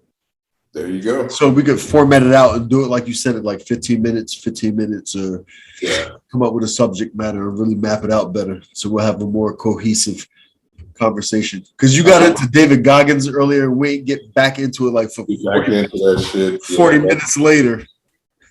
Yeah, it's everywhere. Yeah. Honestly, the funny part about this shit, send me a whenever you can, send me a clip, the whole thing. And basically when I upload it, I'll send you the link. Yeah, basically we can get a timeline on this shit. I mean, we said so much shit in this thing. Yeah, I wouldn't even attempt to do that for this one because that's work. It's Yo, like, 3 hours of editing is like fucking 15 hours work. oh no, yeah. It's Say, throw it up, put on that bitch, watch if you dare. Just go. we need a staff for this. I want to say put the shit as a playlist. Like, it's only one fucking video. Bitch, you see how long it is? Fucking little marathon. You know what? Best thing ever. Put on there 3 hours of talking shit. There. That's what you said it. You named it, nigga. That's what it is. 3 hours Talking of shit. shit. That's Yeah. exactly what I'm gonna name that shit too. Talking shit. And I'm gonna send you the link when I upload it. Cool. Like I said, what I'll probably try to do is go through and pick out the highlights. You know, the things that we say we got to do another podcast on, because you know what the fuck's gonna happen. We don't get on Sunday. Yo, if we don't write it down, we just gonna We jump gonna around and be all Matter of fact, structure. Sunday. What the fuck are we gonna talk about? I don't know. I think we had a good run on relationships, toxicity. All right. So let's go relationships. Do we want to get into the polygamy stuff? We can get I into keep that too. Polyamory. Polyamory, yeah. Relationships, polyamory. Yeah, we could do that. Toxicity, yeah. All right. And then today is Friday, correct? Fuck, it is Friday. Yeah. I get 1 day off, bro. I don't know what fucking day it is. I slept till 7:30 this morning. I thought it was 11 o'clock. Yo, I'm telling you, I'll wake up like I'm late. Like, where the fuck am I? Yeah, for real.